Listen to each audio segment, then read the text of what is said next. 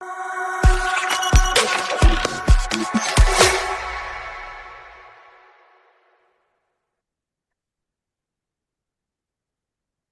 सभी पार्टिसिपेंट्स का स्वागत है हमारे आज के इस वेबिनार में।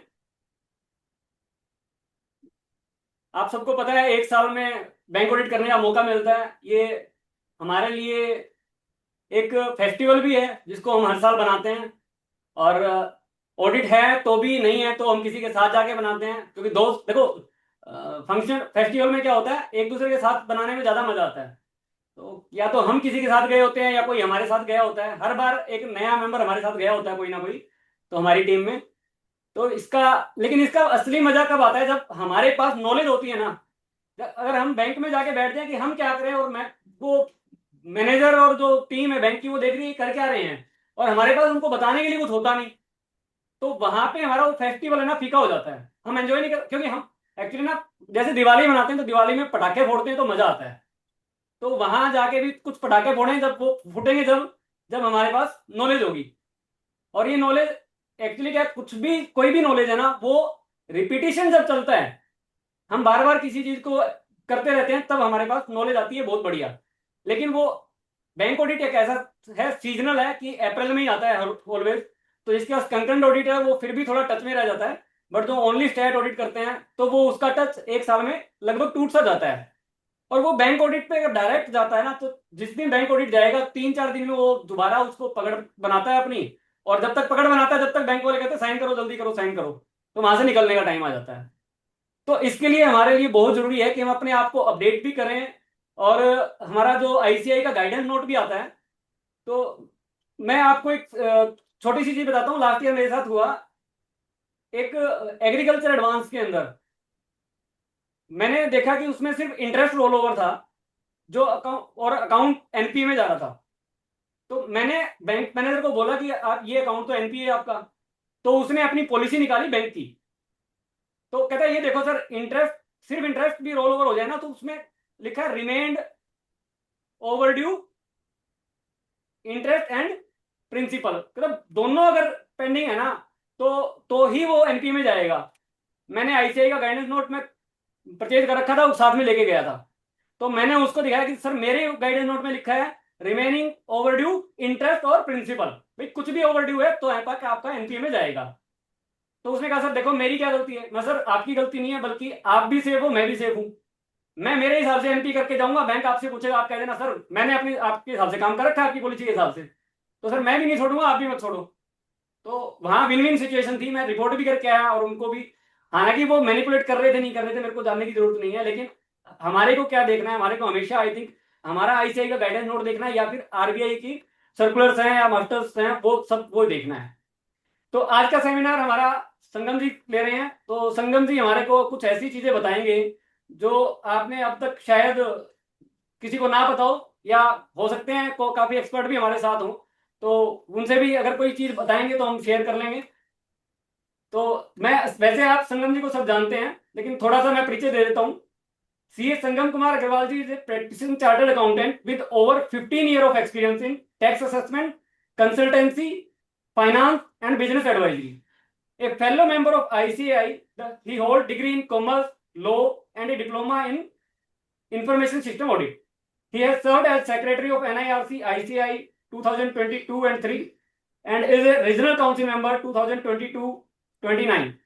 He has significantly contributed to ICAI, leading multiple committees and organizing numerous professional events. A frequent speaker on taxation and ethics, he has also had professional firm and NGO advocating the financial professionals. He actively participates in social and cultural organization. बाकी आप सबको पता ही है, संगम जी इतने active रहते हैं, branches में भी आते रहते हैं, सेमिनार्स लेते रहते हैं, और सेमिनार्स भी एक टॉपिक पे नहीं कई टॉपिक पे ले लेते हैं। तो मैंने शायद एमसी पे भी इनका टॉपिक सुना है। और लास्ट लास्ट से लास्ट सेशन हमारा इनकम टैक्स जो नया एक्ट आया है उसके समराइज पे भी, उस पर भी हुआ था। और आज संगम जी हमारे को बैंक ऑडिट के बारे में बताएंगे।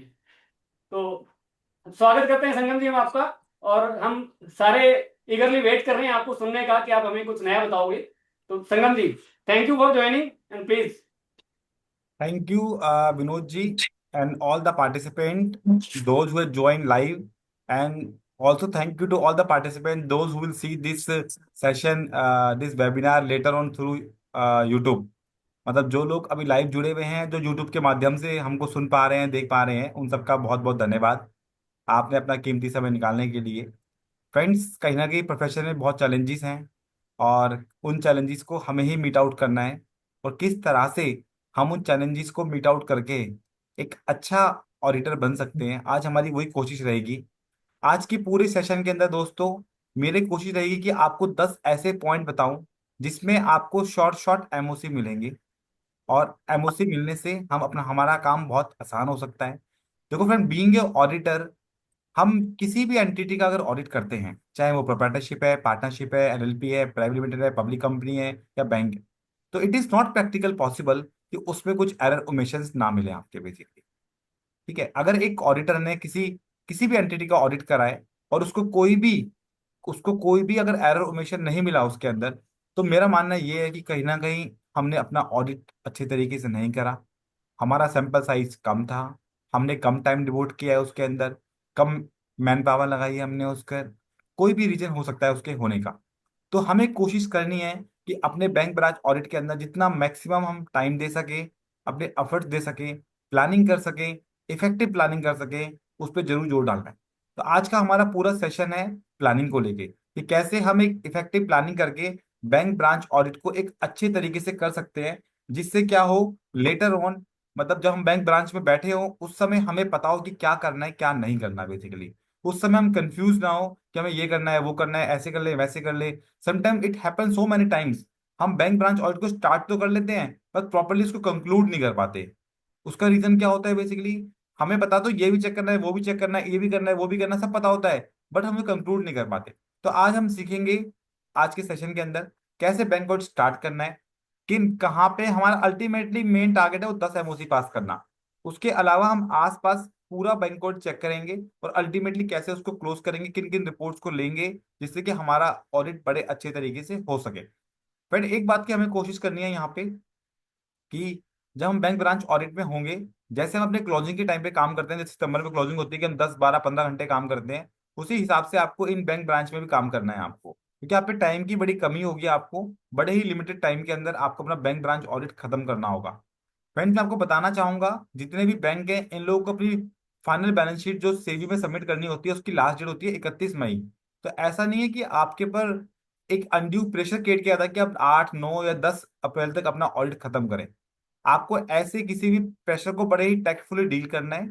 आपको कोशिश करनी है कि आप अच्छे तरीके से प्रॉपर टाइम लगा के, चाहे वो 12 अप्रैल हो, 15 अप्रैल हो, 20 अप्रैल हो, 25 अप्रैल हो, कोई बात नहीं, टाइम की कोई कमी नहीं है। ये आपके ऊपर है कि आप उस प्रेशर को टैक्टफुली कैसे हैंडल करते हैं, कैसे ये जो बॉल है टाइम वाली, उनके उनको हैंडओवर करते हैं, कि और वो फिर आप उनसे पूछे, भाई साहब जो मैंने आपको लिस्ट दे रखी है डॉक्यूमेंट की, वो कंप्लीट हुई नहीं हुई, जो काम मैंने आपको बता रखे हैं वो कंप्लीट हुए नहीं हुए। जिससे क्या होगा, आप उनसे फॉलो, वो आपसे नहीं, आप उनसे फॉलो अप करेंगे चीजों के लिए बेसिकली। ठीक है, तो सर आज के पूरे सेशन में हम लोग डिटेल में डिस्कस करेंगे इन सब बातों के बारे में। तो I am going to share my presentation with all of you friends. ठीक है, विनोद जी, क्या मेरी presentation, can you see my presentation? Yes sir. ठीक है सर। विजिबल। ओके सर, चलते हैं सर आगे इसके अंदर सर। सबसे पहले जैसे फ्रेंड मैंने आपको बताया, जो मेजर चैलेंज है बैंक ब्रांच ऑडिट के अंदर, सबसे बड़ा मेजर चैलेंज है हमारे पास कि ये एक डिफरेंट काइंड का ऑडिट है। हम रूटीन में टैली पे, बिजी पे, जोगो पे, मार्क पे, इन सॉफ्टवेयर पे काम करते हैं। लेकिन जब बैंक ब्रांच को ऑडिट करते हैं, that time we have to use a different software like Finacle. तो उस पे हमें क्या होते हैं, we are not use to work on that kind of software. इसलिए हमें एक स्पेशल ट्रेनिंग की रिक्वायरमेंट है कि हम उस सॉफ्टवेयर को कैसे सीखें, एटलीस्ट उतना पार्ट जरूर सीखे जिससे हम ऑडिट को इफेक्टिव वे में कर सकते हैं। अगर फ्रेंड्स हम सोचते हैं कि सर हम उस सॉफ्टवेयर को ना सीखे बिना उसकी अपना ऑडिट को इफेक्टिवली कर पाएंगे, तो फ्रेंड्स सॉरी, हम अपने ऑडिट को इफेक्टिवली नहीं कर सकते अनटिल अनलेस हमें जो मेजर कमांड्स हैं जिससे अपने काम को हम कर सकते हैं अच्छी तरीके से, वो नहीं सीखेंगे। आज के सेशन में आपको मैं बता के जाऊंगा कि कौन कौन सी अच्छी मतलब मेजर कमांड्स हैं जो बड़ी यूजफुल हैं। दूसरा फ्रेंड्स, आपका है यहाँ पे लॉट्स ऑफ इंफॉर्मेशन। जब आप देखेंगे, there are lots of information in bank branch audit, मतलब इंडिपेंडेंट ऑडिट रिपोर्ट है, लफार है, सर्टिफिकेट्स है, घोष जलाली रिपोर्ट है। There are so many reports are there जो आपको कम समय में कंप्लीट करनी होती है आपको। ओके, तो उसके लिए क्या करना है फ्रेंड, प्लानिंग करनी है अच्छे तरीके से। टाइम तो एक कंस्टेंट है फ्रेंड आपके पास, कि आपको 30-31 तारीख के आसपास ब्रांचेस अलॉट होगी, और आपको इमीडिएटली आपको नेक्स्ट 2 या 3 डेज के अंदर अपना ऑडिट स्टार्ट करना होगा। और कहीं ना कहीं 10 अप्रैल के आसपास ना जोनल ऑफिस से आपके पास फोन आना स्टार्ट हो जाएगा, sir please close the audit, सारी ब्रांचेस का हो गया, से आपका बचा हुआ है जोन के अंदर बेसिकली। तो उस केस में क्या करना है आपको, उस केस में आपको अब थोड़ा सा अपने टाइम को अच्छे से मैनेज करना है, ठीक है। और मतलब आपको बताना है कि सर मेरे पर अभी मेरे पास चीजें कंप्लीट नहीं आई है सर, मुझे इस डेट में क्लोजिंग सेट मिले हैं, मैंने ये सब रिक्वायरमेंट दे रखी है और रिक्वायरमेंट नहीं आई है, तो ऐसे करके आपको उसको टैक्टफुली डील करना है चीज को, तभी उसको इफेक्टिवली कर पाएंगे बेसिकली। फ्रेंड सबसे पहले हमारा काम क्या होगा, जैसे हमें ब्रांचेस का पता लगता है कि हमें ये 2 ब्रांचेस अलॉट हो गई है। आजकल क्या है फ्रेंड, एज पर से भी एज पर आरबीआई हमारे पास मैक्सिमम 2 ब्रांचेज आएगी, मिनिमम 1 ब्रांच आएगी हमारे पास। अगर हमारे पास 2 ब्रांचेज आती है हमारे पास, या 1 ब्रांच आती है, सबसे पहले आपको पता करना है कि सर जो आपको मुझे आपको ब्रांच अलॉट हुई है बेसिकली, वो ब्रांच के एडवांसेस कितने हैं आपके। इससे आपको पता लगेगा कि उसकी एक तो फीस कितनी है आपकी फ्रेंड्स, दूसरा उसके क्वांटम से ये पता लगेगा आपको कि भाई आपको कितना टाइम डिवोट करना है, कितनी मैन पावर डिवोट करनी है, अपने ऑडिट प्लान को, अपने सैंपलिंग साइज को आपको उसी के हिसाब से कहीं ना कहीं मैनेज करना है आपको। तो सबसे पहले पता करना है कि उसके एडवांसेस कितने हैं, बिकॉज अगर एक ब्रांचेस के 15 करोड़ के एडवांसेस हैं, एक ब्रांच के 500 करोड़ के एडवांसेस हैं, दोनों पे सेम मैन पावर नहीं लग सकती, दोनों पे सेम टाइम से काम नहीं चल सकता आपका, कहीं ना कहीं ज्यादा एडवांस की ब्रांचेस में ज्यादा आपको टाइम डिवोट करना पड़ सकता है आपको। तो वो आपके दिमाग में होना चाहिए पता करते हुए। दूसरा दूसरा आपको ये पता करना है आपको कि उस ब्रांच के अंदर किस तरह के एडवांसेस हैं, सीसी लिमिट है, एजुकेशन लोन है, व्हीकल लोन है, मुद्रा लोन है, किस तरह के एडवांसेस हैं। सो दैट फ्रेंड आप मेंटली प्रिपेयर रहे कि आपको इस तरह के एडवांस मिलने वाले हैं आपको, और अपनी टीम को आप पहले से वो ट्रेनिंग देके जाएं कि भैया वहां पे सीसी अकाउंट होगा और सीसी अकाउंट में हमें इन तरह के डॉक्यूमेंट को चेक करना होता है, जिससे कि वहां जाके उनके लिए काम करना आसान हो जाए। अदरवाइज क्या होता है फ्रेंड्स, अगर आप सरप्राइज हो वहां गए, आपको पता लगा कि हमें गोल्ड लोन भी है, बट आप कुछ पढ़ के या स्टडी करके आए नहीं गोल्ड लोन के लिए, आप ऑन द स्पॉट वहां पे चीजें पढ़ रहे हो, समझ रहे हो, अपनी टीम को समझा रहे हो, तो ये बहुत वेस्ट ऑफ टाइम है। तो इसलिए हमें वो सब चीज अगर पहले ही पता लग जाएगी कि किस तरह के एडवांसेस हैं, तो मैं अपने ऑडिट प्लान को, ऑडिट चेकलिस्ट को उसी हिसाब से मॉडिफाई करके लेके जाऊंगा, जिससे मैं एक अच्छे तरीके से अपने बैंक ब्रांच ऑडिट कर पाऊं बेसिकली। ठीक है सर। जैसे ही आपको ब्रांचेस का पता लगता है, आपको क्या करना है, आपको प्रीवियस ऑडिटर को इंटीमेट करना है सबसे पहले फ्रेंड्स आपको। जैसे आपने ब्रांच मैनेजर से बात करी आपने, ठीक है। अब तो क्या होता है, बैंक जब मेल भेजते हैं आपको फ्रेंड, उसमें प्रीवियस ऑडिटर का आपको नाम, ईमेल आईडी, फोन नंबर सब देते हैं। इनकेस वहां नहीं है अगर, तो जब ब्रांच मैनेजर से आप बात करेंगे तो उससे आप रिक्वेस्ट कर सकते हैं कि सर लास्ट ईयर का क्लोजिंग का सेट आपके पास होगा, मुझे इस पे जो उसकी इंडिपेंडेंट ऑडिट रिपोर्ट है उसके फर्स्ट पेज की फोटो खींच के भेज दीजिए सर। वहां पे मेरे पे क्या आ रही है, प्रीवियस ऑडिटर की इन्फॉर्मेशन आ रही है, ठीक है। तो वो आप उनसे मांग सकते हैं बेसिकली। आप फ्रेंड जैसे ही आपको प्रीवियस ऑडिटर की इन्फॉर्मेशन मिल गई, आपको क्या करना है फ्रेंड, आपको एक तो ईमेल करना है प्रीवियस ऑडिटर को, और उस ईमेल में 2 चीजें होंगी, एक तो सर मुझे नई ब्रांच अलॉट हुई है और आपको कोई ऑब्जेक्शन तो नहीं मेरी अपॉइंटमेंट के अंदर, साथ में आपकी कोई फीस तो आउटस्टैंडिंग नहीं है, ये बात लिख के आपको मेल करनी है। और फ्रेंड्स पहले आपको मेल करनी है, ठीक है, और आपको फोन पे बात भी करनी है उनसे आप, ठीक है। जब आप उनसे फोन पे बात करेंगे, बड़ी रिस्पेक्टफुली और हम्बली उनसे बात करें, बोलो सर लास्ट ईयर आपने ये ब्रांच की थी, तो मैं आपका आपसे गाइडेंस लेना चाहता हूँ, आपका एक्सपीरियंस शेयर करना, तो कैसा रहा आपका एक्सपीरियंस, वहाँ पे आसपास रहने का अरेंजमेंट मिल गया था सर आपको, आप कौन से होटल में रुके थे वहाँ पे, या फिर किस तरह की ब्रांच है, डॉक्यूमेंटेशन उसमें वीक है स्ट्रांग है, क्या आपका एक्सपीरियंस रहा। तो थोड़ा सा आप उससे बात कर लेंगे अगर, तो थोड़ा सा आपको क्या होगा, ब्रांच का आइडिया लग जाएगा आपको। और साथ में आप बोल सकते हैं सर मैंने आपको ना सर एक मेल भेजी है, आपसे रिक्वेस्ट है प्लीज आप उसका मेल पे रिप्लाई कर दीजिए सर आप मुझे। और अगर देखो फ्रेंड्स एज पर आईसीए कोड ऑफ एथिक्स, आपने मेल भेजी और मेल पे रिप्लाई आ गया, तो ये सफिशिएंट कंप्लाइंस है। बट आपने मेल भेजी और कोई रिप्लाई नहीं आया उसका, उस केस में सफिशिएंट कंप्लाइंस नहीं है, देन फिर आपको फ्रेंड स्पीड पोस्ट भी भेजनी है आपको बेसिकली। आपको स्पीड पोस्ट के थ्रू, रजिस्टर पोस्ट के थ्रू आपको क्या करना है, प्रीवियस ऑडिटर को इंटीमेट करना है। तो हम फ्रेंड दोनों काम करते हैं, हम प्रीवियस ऑडिटर को भी थ्रू ईमेल और थ्रू स्पीड पोस्ट उनको लेटर डिस्पैच करते हैं, जिससे कि कल को भी कोई भी इथिकल इशू ना आए मेरे काम को एग्जीक्यूट करने में। और फ्रेंड जितना टाइम आप लिखें, ऐसा ना हो कि आपने 31 तारीख को ईमेल भेजी, उसमें 15 दिन का टाइम मांगा कि सर 15 दिन तक मुझे आप रिटर्न मेल से कंफर्म कर दीजिए, और आपने 10 अप्रैल को बैलेंस शीट साइन कर दिया आपने। वो भी क्या है फ्रेंड्स, वो भी गलत है आपका। आप जनरली 5 से 7 दिन का टाइम मांगे, उससे ज्यादा टाइम मत दें उसको रिप्लाई करने के लिए, उतना टाइम सफिशिएंट होता है बेसिकली। उतने टाइम को रीजनेबल भी काउंट किया जा सकता है। ठीक है, आप 5 से 7 दिन का टाइम दें उनको, और उसमें कोई रिप्लाई आ जाता है अच्छी बात है, नहीं आता तो आपने स्पीड पोस्ट भेज दी है, आपको बस उसकी ट्रैकिंग है, that is sufficient for your part basically friend. ठीक है। उसके साथ फ्रेंड जैसे ही आप ब्रांच मैनेजर से बात करें, उसको फिर हाथ के हाथ एक लिस्ट ऑफ डॉक्यूमेंट, कि आपको किन किन डॉक्यूमेंट की रिक्वायरमेंट है, वो एक मेल बना के आप उनको पूरी मेल बना के भेज दें। बिकॉज फ्रेंड यही आपको आगे हेल्प करेगी लेटर ऑन। क्योंकि जब आपके प्रेशर आएगा जोनल ऑफिस से कि सर आपने अभी ऑडिट टाइम कंप्लीट नहीं करा, तो आप बोल सकते हैं सर मैंने एक लिस्ट ऑफ डॉक्यूमेंट भेजा हुआ है ब्रांच मैनेजर को, उसके कुछ पॉइंट अभी पेंडिंग है, वो आने बाकी है, मैं आपको भी सीसी में कर देता हूँ सर कि जो जो पॉइंट पेंडिंग है। तो फिर आप उन जोनल को भी सीसी कर सकते हैं उसके अंदर, जिससे कि थोड़ा आप 2 3 4 दिन का टाइम आराम से बोरो कर सकते हैं काम को अच्छे से करने के लिए। ये कब होगा? ये 10 या 12 तारीख को होगा। ऐसा नहीं कि डे 1 से आपको फॉलो करना स्टार्ट हो जाएगा, नहीं। तो आपने जो इनिशियल मेल भेजी होगी वो आपको बाद में हेल्प करेगी, और एक कहीं ना कहीं ऑफिशियल डॉक्यूमेंट बन जाएगा आपके सामने कि आपने कुछ इन्फॉर्मेशन उनसे मांगी हुई है, और ऑडिट आपका स्टार्ट हो चुका है आपका ऑलरेडी। इसके बाद फ्रेंड्स आपको क्या करना है फ्रेंड, एक आपको इंगेजमेंट लेटर जरूर बनाना है अपना। Engagement letter oblique appointment letter basically. ठीक है, जो आपका इंगेजमेंट लेटर होगा वो आपको डे 1 पे साइन नहीं कराना, आपको आपको उसको डे 1 पे बना के लेके जाना है। जिस दिन लास्ट डेट होगा आपका बैंक ब्रांच के अंदर, जिस दिन बैलेंस शीट साइन होगी, उससे पहले आपको अपना इंगेजमेंट लेटर और अपना मैनेजमेंट रिप्रेजेंटेशन लेटर दोनों साइन कराने हैं ब्रांच मैनेजर से। और उसको बोलना है सर ये मेरे रिकॉर्ड के पर्पस के लिए है, आप प्लीज इसको साइन करके दे दीजिए। ठीक है, आप थोड़ा सा उसको कन्विंस करेंगे तो वो आपको साइन करके बड़े आराम से दे देगा। वो सर सिर्फ रिकॉर्ड के पर्पस से, मुझे और कुछ नहीं करना है इसका।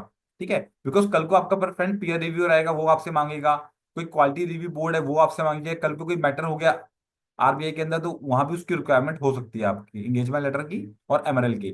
फिर एमएलएल क्या होगा फ्रेंड्स, एमएलएल को डे 1 पे ना बनाए, एक बेसिक फॉर्मेट बना के लेके जाएं। जो जो इन्फॉर्मेशन ब्रांच मैनेजर आपको नहीं देता है, या वो मना करता है कि सर ये इन्फॉर्मेशन ब्रांच में अवेलेबल नहीं है, तो वो सेम बात आप उस एमएलएल के अंदर जरूर लिखें। एग्जाम्पल के लिए, आपका ब्रांच मैनेजर आपको कहता है कि सर जो जीएसटी रिटर्न है वो हमारी ब्रांच से फाइल ना होकर जोनल ऑफिस से फाइल होती है, या कोई नोडल ऑफिस है वहां से फाइल होती है, तो ये सेम बात जरूर लिखिए आप अपने एमएलएल के अंदर। As inform by the branch manager, GST return is filed by the zonal office oblique nodal office, no such record is available at the branch. ये बात एमएलएल में आपकी जरूर आनी चाहिए। Another example, fix asset register, आप उससे मांगे सर मुझे आपका फिक्स एसेट रजिस्टर चाहिए, तो sometime they say sir we don't have any fix asset register, वो हमारा हेड ऑफिस में मेंटेन होता है। तो ये सेम चीज आपके एमएल का पार्ट बननी चाहिए कि भाई साहब जो फिक्स एसेट रजिस्टर है ये हेड ऑफिस पे या जोनल लेवल पे मेंटेन होता है, इनके पास फिक्स एसेट रजिस्टर नहीं है, बट एक लिस्ट ऑफ फिक्स एसेट है जो हमने फिजिकल वेरीफाई करी है। ठीक है सर, तो ऐसे करके हमें अपने एमएल को, एमआरएल को सारे पॉइंट्स उसमें डालने हैं, और लास्ट में वो साइन कराना है आपको बैलेंस शीट साइन करने के बाद। बिकॉज फ्रेंड प्रैक्टिकली ऐसा देखा गया है कि आपने अगर एक बार बैलेंस शीट साइन कर दी, तो ब्रांच मैनेजर कॉपरेट नहीं करता बाद में आपके आपके साथ उसके अंदर। तो आपको कोशिश करनी है ये सारे डॉक्यूमेंट आप पहले साइन करा लें, बाद में अपनी फाइनल बैलेंस शीट आप साइन करें बेसिकली। ठीक है सर। इसके बाद एक इंपॉर्टेंट चीज है फ्रेंड, जो हम पूरे अपने डिस्कशन में पूरे सेशन में डिस्कस करेंगे multiple time, statement of loan and advances. कि अगर आपके पास statement of loan and advances है, दैट मीन सच स्टेटमेंट जिसमें पूरी ब्रांच के सारे एडवांसेस आ रहे हैं, अगर वो स्टेटमेंट आपके पास है, तो आपका काम बहुत आसान हो जाएगा। आप बहुत सारी वर्किंग बड़े आराम से अपने लैपटॉप पे ही कर सकते हैं, आपको बाकी लोगों पे डिपेंड रहने की रिक्वायरमेंट नहीं है। एग्जाम्पल के लिए, आपको निकालना है कि इस साल कौन कौन से नए लोन हुए हैं, आपने डेट पे फिल्टर लगाया और बड़े आराम से आपने निकाल दिया कि भैया कौन कौन से लोन इस बार हुए हैं। आपको देखना है हाई वैल्यू लोन कौन से हैं, आपने आउटस्टैंडिंग अमाउंट को फिल्टर लगाया, आपने बड़े आराम से चेक कर लिया कि कौन कौन से हाई वैल्यू अकाउंट्स है बेसिकली आपको। तो इस तरह से कोई भी आपको वर्किंग करनी है अपनी, तो वो statement of loan and advances, SLA report बोलते हैं, जोटिंग रिपोर्ट बोलते हैं, they have so many names, different different names of that report basically. तो आपको क्या करना है, वो आपको कोशिश करनी है कि आपको एज सुन एज पॉसिबल मिल जाए। जैसे ही वो आपको मिलेगी, आपका काम बड़ा आसान हो जाएगा बेसिक करना। ठीक है जी, आगे चलते हैं दोस्तों। ये फ्रेंड कुछ रिपोर्ट्स हैं जो आपको फाइनली इशू करनी है बैंक ब्रांच खत्म करने से पहले। Independent auditor report, MOC memorandum of change, LFAR long form audit report as suggested by RBI, Ghosh जाली report, various certificate, tax audit. Tax audit fund आज की डेट में क्या है, ब्रांचेस से हट चुका है। ये आपका क्या होता है, ये टैक्स ऑडिट आपका सेंट्रल लेवल पे होता है, जो सेंट्रल टैक्स ऑडिट होता है वही इस टैक्स ऑडिट को करता है। बट फ्रेंड्स, अगर कोई भी इनकम टैक्स का नॉन कंप्लाइंस है, जो प्राइमा फेसी आप अपने doing the course of audit आपने आइडेंटिफाई करा है, अगर वो नॉन कंप्लायंस हुआ है, जैसे किसी पेमेंट के ऊपर टीडीएस नहीं कटा हुआ, ठीक है, या किसी पेमेंट के ऊपर जो जीएसटी था उसका जीएसटी जमा नहीं हुआ बेसिकली, ऐसी कोई भी चीज है अगर आपके सामने, तो आप उसको क्या करेंगे, अपनी इंडिपेंडेंट ऑडिट रिपोर्ट के अंदर जरूर आप क्या करेंगे, उसको रिपोर्ट करेंगे बेसिकली। ठीक है, अगर इनकम टैक्स एक्ट के अंदर कोई भी नॉन कंप्लाइंस आपको मिलता है, वो आप इंडिपेंडेंट ऑडिट रिपोर्ट में भी क्वालिफिकेशन में उसको आप ऐड करेंगे, और उसके एमओसी पास कराएंगे, और उसके एमओसी पास करा के उसका इम्पैक्ट आप 31 मार्च 2026 को अकाउंट फॉर करेंगे बेसिकली आप। ठीक है सर। इसके अलावा फ्रेंड, जब हम अपने प्रिपरेशन करेंगे ऑडिट की ऑफिस के अंदर, तो हमें प्रॉपर टीम भी एलोकेट करनी है, जैसे आपको मैंने बताया, जहाँ पे 15 करोड़ के एडवांसेस है और जहाँ पे 500 करोड़ के एडवांसेस है, तो हमको टीम के साइज को उस हिसाब से वेरी करना पड़ेगा। हो सकता है 3 स्टाफ से काम चल जाए, हो सकता है हमारा 5 स्टाफ से काम चले, depend upon the nature of advances, किस तरह के एडवांसेस है, कितना उसका क्वांटम है, हमें अपनी एक टीम को डिसाइड करना पड़ेगा। फ्रेंड्स, साथ में हम क्या करेंगे, जैसे फ्रेंड्स हम लोग नॉलेज गेन कर रहे हैं, हमें अपनी टीम की नॉलेज गेन करनी है बेसिकली। बिकॉज फ्रेंड्स, आपकी टीम भी उन सारी टर्मिनोलॉजी से फेमिलियर होनी चाहिए जो ड्यूरिंग बैंक ब्रांच ऑडिट हम लोग अपने ऑडिट में यूज करते हैं। टर्म लोन है, डिमांड लोन है, सीसी अकाउंट है, ओडी अकाउंट है, ये अकाउंट क्या होते हैं, क्या इनके नेचर होते हैं, क्या इनकी डॉक्यूमेंटेशन होती है, सारी बातें आपके स्टाफ को भी बड़े अच्छे से पता होनी चाहिए। एक तो फ्रेंड स्टाफ की नॉलेज बढ़ेगी, और उतने ही अच्छे तरीके से आप बैंक ब्रांच ऑडिट को कर पाओगे। आपका मेन रोल होना चाहिए चीजों को सुपरवाइज करने का, आपकी टीम काम को एग्जीक्यूट के जैसे आपके अपने ऑफिस में करती है, सेम तरह से बैंक ब्रांच में आपका काम है एज ए सुपरवाइजर चीजों को चेक करना, आपकी टीम एग्जीक्यूट काम को एग्जीक्यूट करे, और आप अल्टीमेटली उसको सुपरवाइज करें, और जहां भी आपकी एक्सपर्ट ओपिनियन की रिक्वायरमेंट है वो वहां पे आप उसको ऐड करें। तो ट्रेनिंग जरूर कराएं आप, चाहे वो यूट्यूब पे वीडियो देख के, से हमारी वीडियो है, आप शेयर कर सकते हैं बाकी लोगों के साथ, और भी बहुत सारा मटेरियल आपको बड़े आराम से मिल जाएगा, और भी बहुत सारी वीडियोस मिल जाएंगी। जरूर थोड़ा टाइम डिवोट करें।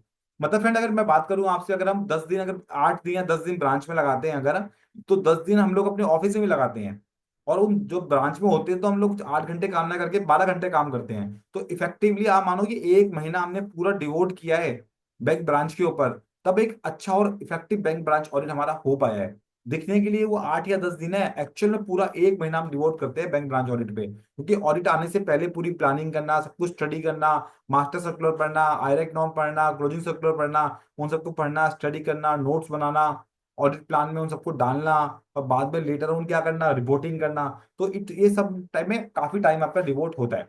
तो अपनी टीम को आप एक प्रॉपर टीम लेके जाएं, उनको प्रॉपर ट्रेनिंग कराएं, और साथ में उनका काम भी डिवाइड करें टीम के अंदर, कि भैया आपको क्या करना है, आपको क्या करना है, ऐसे पूरे जो जो 3-4 लोग आप स्टाफ लेके जाएंगे, उन सब में अलग अलग काम को डिवाइड करें, और उसी को फॉलो करें। बिकॉज फ्रेंड, आप बैंक कॉल को स्टार्ट तो कर सकते हो, उसको कंक्लूड करना बहुत जरूरी है। अगर आपने काम को डिवाइड नहीं कर रखा होगा, तो काम को आप क्या कर सकते हैं, कंक्लूड नहीं कर पाएंगे आप इसलिए। तो इसलिए proper division of the work is very important in bank branch audit basically. ठीक है सर। इसके अलावा फ्रेंड, आगे चलते हैं सर, और डिस्कस करते हैं चीजों को। आपको स्टडी करना है जो मास्टर सर्कुलर है, आरबीआई ने 2023 के अंदर मास्टर सर्कुलर इशू किया था, वो आपको स्टडी करना है। ठीक है सर। उसके अलावा उसके अंदर एक आईआरएक नॉर्म्स भी हैं आपके, वो भी आपको आईआरएक नॉर्म्स स्टडी करने हैं आपको। जो बैंक ब्रांच है उसका एक क्लोजिंग सर्कुलर भी है, जो उसके हेड ऑफिस ने उस ब्रांच को दिया है, तो वो क्लोजिंग सर्कुलर भी आपको बहुत ध्यान से पढ़ना है फ्रेंड। बिकॉज उस क्लोजिंग सर्कुलर के अंदर आपको क्या मिलेगा, आपको जो उस बैंक की पॉलिसीज हैं, उनके जो अकाउंटिंग पॉलिसीज है वो मिलेंगी। ठीक है सर। और जो जो एनेक्जर्स आपको अपनी क्लोजिंग के अंदर आपको सर्टिफाई करने हैं, उन सबके फॉर्मेट्स मिलेंगे, उनके नंबर्स मिलेंगे आपको। तो आपको कोशिश करनी है कि क्लोजिंग सर्कुलर को आप एक बार, और दो फ्रेंड, जो closing circular it is for the branch, आपके लिए नहीं है वो। बट लेकिन फ्रेंड, अगर ब्रांच के लेवल पे कोई भी काम पेंडिंग होगा, अल्टीमेटली ऑडिटर ही ट्रबल में आएगा। एग्जाम्पल के लिए, जो क्लोजिंग सर्कुलर उस पर लिखा है कि 18 सर्टिफिकेट हैं जो एक ब्रांच ऑडिटर से लेने हैं, बैंक ब्रांच मैनेजर ने हेलो। आपको सिर्फ 15 सर्टिफिकेट दी। हाँ जी सर। हाँ, बैंक ब्रांच मैनेजर ने आपको 18 के बदले 15 सर्टिफिकेट दिए, जो आपने सर्टिफिकेट देखे, वेरीफाई करे, उनका ऑडिट किया, और उनको सर्टिफाई करा। बाद में आपके ऑडिट खत्म करने के बाद, आपके वापस अपने ऑफिस आने के बाद फोन आता है, सर 3 सर्टिफिकेट तो हमारे रह गए। अब वो आपको मेल करेगा सर्टिफिकेट, आप प्रिंट निकालेंगे, साइन करके भेजेंगे, आप उनको चेक कर ही नहीं पाएंगे, आप पे डाटा होगा ही नहीं उसको चेक करने के लिए। तो इसलिए कहीं ना कहीं आपको इंश्योर करना है कि क्लोजिंग सर्कुलर के अंदर जो जो फॉर्मेलिटीज पूरी करनी है वो पूरा का पूरा सेट, क्लोजिंग का सेट बना के आप ब्रांच मैनेजर को देके जाएं। इवन फ्रेंड जो सेट जोनल में जमा करना होता है हम तो उसको सील करके ही देके जाते हैं, जिससे कि सेम का सेम सेट वहां पे जोनल पे जाए, उसमें ब्रांच मैनेजर अपने लेवल पे कोई भी चेंजेस ना कर सके बेसिकली। ठीक है सर। इसके अलावा फिर मैंने स्टार्टिंग में बात डिस्कस की थी सॉफ्टवेयर की।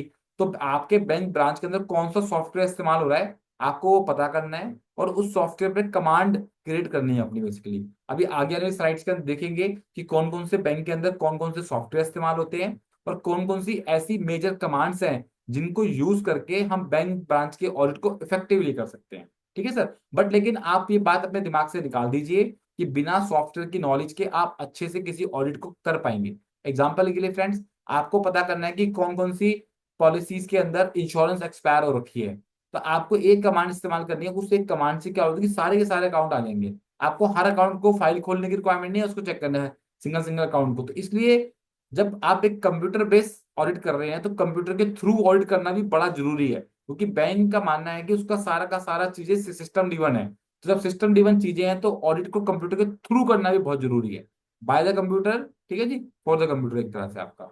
उसके बाद फ्रेंड्स, बिना ऑडिट प्लान के, बिना ऑडिट चेकलिस्ट के आपको अपना बैंक ब्रांच ऑडिट स्टार्ट ही नहीं करना।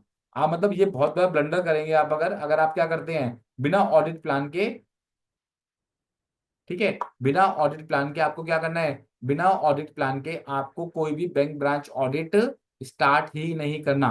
ठीक है सर। प्रॉपर अपना ऑडिट प्लान बनाए based upon your sample size and everything. साथ में ऑडिट चेकलिस्ट बनाए कि कौन कौन सा स्टाफ कौन सा काम करेगा और किस किस कैसे कैसे चीजों को डिवाइड करना है बेसिकली। ठीक है सर। ये आप जरूर करें, ऑडिट प्लान जरूर बना के लेके जाएं। कल को ये आपको फ्रेंड जब आपका पीयर रिव्यू होगा उसमें भी आपको हेल्प करेगा ऑडिट प्लान आपको। साथ में instruction and guidelines if any given by centre statute auditor. अगर सीएसए ने कोई भी आपको इंस्ट्रक्शन दी है, ठीक है, वो कहाँ से आएगी आपके पास। हो सकता है सीएसए डायरेक्ट मेल करे, हो सकता है एचओ के थ्रू आपके पास मेल आए। तो जो आपके पास मेल आएगी तो आपको देखना है कि किस तरह की उसमें आपको इंस्ट्रक्शन दी गई है। तो आपको उस इंस्ट्रक्शन को अपने ऑडिट के प्रोसेस में इंक्लूड करना है और उनको फॉलो करना है बेसिकली। ठीक है सर। समटाइम हो सकता है किसी जोन के अंदर सीएसए बताए कि भैया ये कुछ कॉमन एरियाज है जहाँ पे एरर ज्यादा हो सकते हैं, तो आप ज्यादा उसको चेक करें बेसिकली। तो ऐसे किसी भी तरह की इंस्ट्रक्शन सीएसए आपको दे सकता है बेसिकली। ठीक है। इसके अलावा फ्रेंड, अगर दो ब्रांच मिलेगी आपको तो आपको कोशिश करनी है जो छोटी ब्रांच है पहले उसको क्लोज करें। जितनी छोटी ब्रांच होगी उसमें रिस्क थोड़ा कम इन्वॉल्व होगा एज कम्पेयर टू बड़ी ब्रांच। तो छोटी ब्रांच को सिस्टमेटिक कंप्लीट करने के बाद आपको काफी चीजों का फेयर आइडिया लग जाता है, और इतने क्या होता है क्लोजिंग सेट भी आपका तैयार होता है दूसरी ब्रांच के अंदर, तो आप उस बड़ी ब्रांच को ज्यादा इफेक्टिवली कर पाएंगे बेसिकली। ठीक है सर। और टाइम की बात नहीं करूं, अगर आपको देखो 10-12 दिन का टाइम है अगर, तो प्रॉपरली टाइम डिवोट करें फ्रेंड्स। ठीक है, आपके जो पार्टनर्स हैं आपके स्टाफ है उनको डिवाइड करके प्रॉपरली टाइम डिवोट करें, और कोई भी टाइम की कमी ना करें बैंक ब्रांच को करने में, जल्दबाजी बिल्कुल ना करें। फ्रेंड देखो, अब आप सबको पता है कि कहीं ना कहीं एडवांसेस की परसेंटेज जो ऑडिट होती है वो ईयर टू ईयर रिड्यूस होती जा रही है। नाउ आरबीआई ने बैंकों को पावर दे दी, भैया आप अपने हिसाब से आप ऑडिट करें। इस बार 60 to 70% एडवांसेस आपके ऑडिट हो रहे हैं। तो कहीं ना कहीं फ्रेंड्स ये हमारी मॉरल रिस्पॉन्सिबिलिटी बनती है कि हम अपने ऑडिट को बहुत ही इफेक्टिवली तरीके से करें, जिससे कि ज्यादा से ज्यादा हम क्या करें, जो भी उसमें एरर ओमिशन है उनको आइडेंटिफाई करें और उनको रिपोर्ट करें एमओसी के थ्रू, जिससे एज एन ऑडिटर हम अपने वर्क को ज्यादा अच्छे तरीके से जस्टिफाई कर पाएंगे बेसिकली। तो इसलिए फ्रेंड आपको प्रॉपर टाइम देना पड़ेगा। अगर आप प्रॉपर टाइम नहीं देंगे तो आप अपने ऑडिट को इफेक्टिवली नहीं कर सकते। अब फ्रेंड्स यहाँ पे होगा क्या, जैसे डे वन आप बैंक ब्रांच में पहुंचेंगे तो आप देखेंगे कि बैंक में बहुत भीड़ है, बिकॉज आपके जाने से पहले 1-2 दिन की छुट्टी थी बैंक के अंदर क्लोजिंग के चक्कर में। एक तो बैंक में बड़ी भीड़ है, तो और उस समय कोई भी क्लोजिंग रिपोर्ट आपके पास अवेलेबल नहीं हुई, ना कोई ट्रायल बैलेंस, ना पी एंड एल, ना बैलेंस शीट, ना कोई एनेक्सर, कुछ भी अभी अवेलेबल नहीं है आपके चेक करने के लिए। तो आपको क्या करना है फ्रेंड, जो चीज ऑन द स्पॉट अवेलेबल है चेक करने के लिए उसको आपको चेक करना है। क्या चेक कर सकते हैं आप, आपको देखना है जो लास्ट ईयर की क्लोजिंग, जो क्लोजिंग रिपोर्ट्स हैं आपकी, उसमें बैलेंस शीट है, पी एंड एल है, सर्टिफिकेट है, गोद जुलानी है, इन सबको लास्ट ईयर का सेट उठाना है और उसको एक बार गो थ्रू करना है कि उसमें किस तरह की ऑब्जर्वेशन है। अगर फ्रेंड लास्ट ईयर के ऑडिटर ने अच्छी खासी एमओसी प्रपोज कर रखी है तो आप मानिए कि करंट ईयर के ऑडिटर ने काफी चीजें ठीक करी होंगी बेसिकली। ठीक है, अगर लास्ट ईयर ऐसा नहीं है, लास्ट ईयर कोई ऑडिटर, किसी ऑडिटर ने मतलब कोई एमओसी प्रपोज नहीं करी थी या फाइंडिंग कम फाइंडिंग की थी उसने, तो आपको फिर ज्यादा अच्छे तरीके से अपने करंट ईयर के ऑडिट को करने की रिक्वायरमेंट है। साथ में एक बात का और विशेष ध्यान रखना है हमको। किस बात का ध्यान रखना है कि लास्ट ईयर कोई अगर एमओसी पास हुआ था और वो अगर करंट ईयर में पंच नहीं हुआ, मतलब वो अगर 31 मार्च 25 के अंदर पंच नहीं हुआ था, और आपको ब्रांच मैनेजर से पता करना है उसका रीजन। अगर ब्रांच मैनेजर कोई आपको रिटर्न में रीजन देता है कि सर सीएस से ने ये ड्रॉप किया था, मेरे पे इसका ये सपोर्टिंग डॉक्यूमेंट है, तो ठीक है। अदरवाइज वो सेम एमओसी आपको करंट ईयर में भी कैरी फॉरवर्ड करना है। आपको भी अगेन प्रपोज करना है आपको, सर ये लास्ट ईयर का ऑर्डर की ऑब्जर्वेशन थी जो पंचिंग से रह गई है सिस्टम के अंदर, तो इसलिए मैं उसी सेम एमओसी को दोबारा से प्रपोज कर रहा हूँ। फ्रेंड्स क्या होता है, जो एमओसी जो होता है बेसिकली, हम अपने ऑफिस में कोई भी एंट्री कोई भी डेट पे कर सकते हैं। ऑल्दो आप कंपनी सेक्टर के अंदर ऑडिट ट्रेल मेंटेन होती है बेसिकली आपकी एंट्रीज की, बट बैंक में क्या होता है कि आप कोई भी एंट्री बैक डेट पे आके एंट्री पास नहीं कर सकते। अगर मैं 5 अप्रैल को बैंक में बैठा हूं, तो मुझे अगर एंट्री पास करनी है किसी चीज की, तो मैं 5 अप्रैल में पास करूंगा। और अगर मुझे कोई 31 मार्च 2026 को इफेक्ट देना है, तो वो मुझे एमओसी के थ्रू करना पड़ेगा। और एमओसी पास करने की पावर ब्रांच मैनेजर की या ब्रांच ऑडिटर की नहीं है। ब्रांच ऑडिटर एमओसी प्रपोज करता है, जो आपका सेंटर स्टैच्यू ऑडिटर जो जोनल लेवल पे ऑडिट कर रहा है, वो उसको एक्सेप्ट करके देन उसको सिस्टम में पंच करता है बेसिकली। तो इसलिए फ्रेंड्स, आपको जब भी ये लगे कि भैया मुझे एमओसी बनाना नहीं आता, बिकॉज फ्रेंड्स हम में से बहुत सारे हमारे ब्रदर हैं, ब्रदर सिस्टर्स हैं, जिनको लगता है एमओसी बड़ा कम समय, बहुत बड़ा फॉर्मेट है एमओसी का, किसको डेबिट करना है, किसको क्रेडिट करना है, क्या जीएल कोड लिखना है, तो बड़ा खोज पोज सा है बेसिकली। तो उस केस में आप क्या करें, अगर आपने कोई भी एमओसी आइडेंटिफाई कर लिया है आपने, तो आप simple as an layman chartered accountant की तरह आप उसकी डेबिट क्रेडिट की एंट्री पास करके आ जाए। नीचे नरेशन के अंदर या उसके आगे नरेशन में उसको प्रॉपरली लिख के आए, जिससे जब सेंटर स्टैच्यू ऑडिटर उस नरेशन को पढ़ेगा, तो उससे पढ़ के वो उसको समझ जाएगा, और उसका इम्पैक्ट वो सिस्टम में इम्पैक्ट उसका आ जाएगा बेसिकली। ठीक है सर। अगर आपको कोई भी दिक्कत आ रही है, जेल कोड नहीं मिल रहा, कोई दिक्कत आ रही है आपको, तो आपको कोशिश करनी है कि आप बेसिक अकाउंटिंग प्रिंसिपल को यूज करते हुए उसकी ट्रांजेक्शन लिख के आए हैं उसी के अंदर, और नरेशन के अंदर पूरी डिटेल लिख के आए, तो आप मानेंगे आपका किया हुआ हार्डवर्क आपके काम आएगा, और बड़े आराम से आप उसको कर पाएंगे। साथ में फ्रेंड, जैसे ही आप ये प्रीवियस ईयर की ऑडिट रिपोर्ट पढ़ लें, उसके बाद you can demand the Konkan audit report, कि सर मुझे कंकन ऑडिट के ऑडिटर की रिपोर्ट चाहिए। अगर आपकी ब्रांच के ऊपर कंकन ऑडिट अप्लीकेबल है, तो आपके पास 11 महीने की कंकन ऑडिट रिपोर्ट होगी। मार्च की रिपोर्ट अभी नहीं आई होगी, तो मार्च की रिपोर्ट के लिए आप उनको प्रेशराइज भी नहीं कर सकते, बिकॉज वो उसकी जो ड्यू डेट होगी वो 10 तारीख के 12 तारीख के बाद ही होगी, तो वो बाद बाद में ही मिलेगी आपको बेसिकली। बट जो 11 महीने की रिपोर्ट है, आप उसको गो थ्रू कर सकते हैं, और उसमें जो फाइंडिंग हो उनको अपनी रिपोर्ट का पार्ट भी बना सकते हैं, और उनको आप डबल चेक कर सकते हैं कि क्या ये एक्चुअल में रेक्टिफाई हुई या रेक्टिफाई नहीं हुई। जो रेक्टिफाई नहीं हुई होगी, तो that will become the part of your audit report basically. इसके बाद फ्रेंड्स, आपको क्या करना है, एक आपकी रेवेन्यू रिपोर्ट होती है, ठीक है। अगर ड्यूरिंग द ईयर कोई रेवेन्यू ऑडिट हुआ है, आप उसकी रिपोर्ट चेक कर सकते हैं। कोई सिस्टम ऑडिट हुआ है, उसकी रिपोर्ट चेक कर सकते हैं आप लोग। एक होता है आपका RBIA, रविया बोलते हैं उसको, रिस्क बेस्ड इंटरनल ऑडिट। अगर आपकी ब्रांच का रिस्क बेस्ड इंटरनल ऑडिट हुआ है आपका, अगर वो रिपोर्ट बहुत डिटेल रिपोर्ट होती है, तो आप उसको वेरीफाई कर सकते हैं कि उसमें कुछ फाइंडिंग्स है अगर, तो यू शुड सी कि वो फाइंडिंग करेक्ट हुई या करेक्ट नहीं हुई। अगर वो करेक्ट नहीं हुई है, तो आप उसको अपनी रिपोर्ट का पार्ट बना सकते हैं बेसिक, उन फाइंडिंग्स को बेसिकली।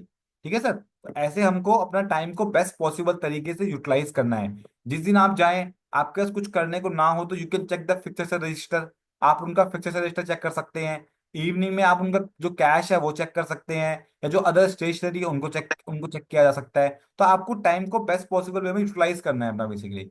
जब डे वन पे आप जाएं, तो थोड़ा सा कोशिश करें कि एक फैमिलियर एनवायरनमेंट बने। डोंट ट्राई एंड गो कि सर मुझको तो 15 साल का एक्सपीरियंस है, मुझे 20 साल का एक्सपीरियंस हो गया बैंक ऑडिट का। इस तरह से बिहेव ना करें बैंक मैनेजर के साथ। आप पोलाइटली बात करें, ठीक है सर, और समझे कि किस तरह की ब्रांच है आपकी ना, और उसके बाद फिर आप चीजों को समझ समझ के जो भी आपकी ऑब्जर्वेशन हो उसको नोट डाउन करते जाएं वैसे अपने पास डायरी के अंदर। ठीक है, don't try to discuss at day 1।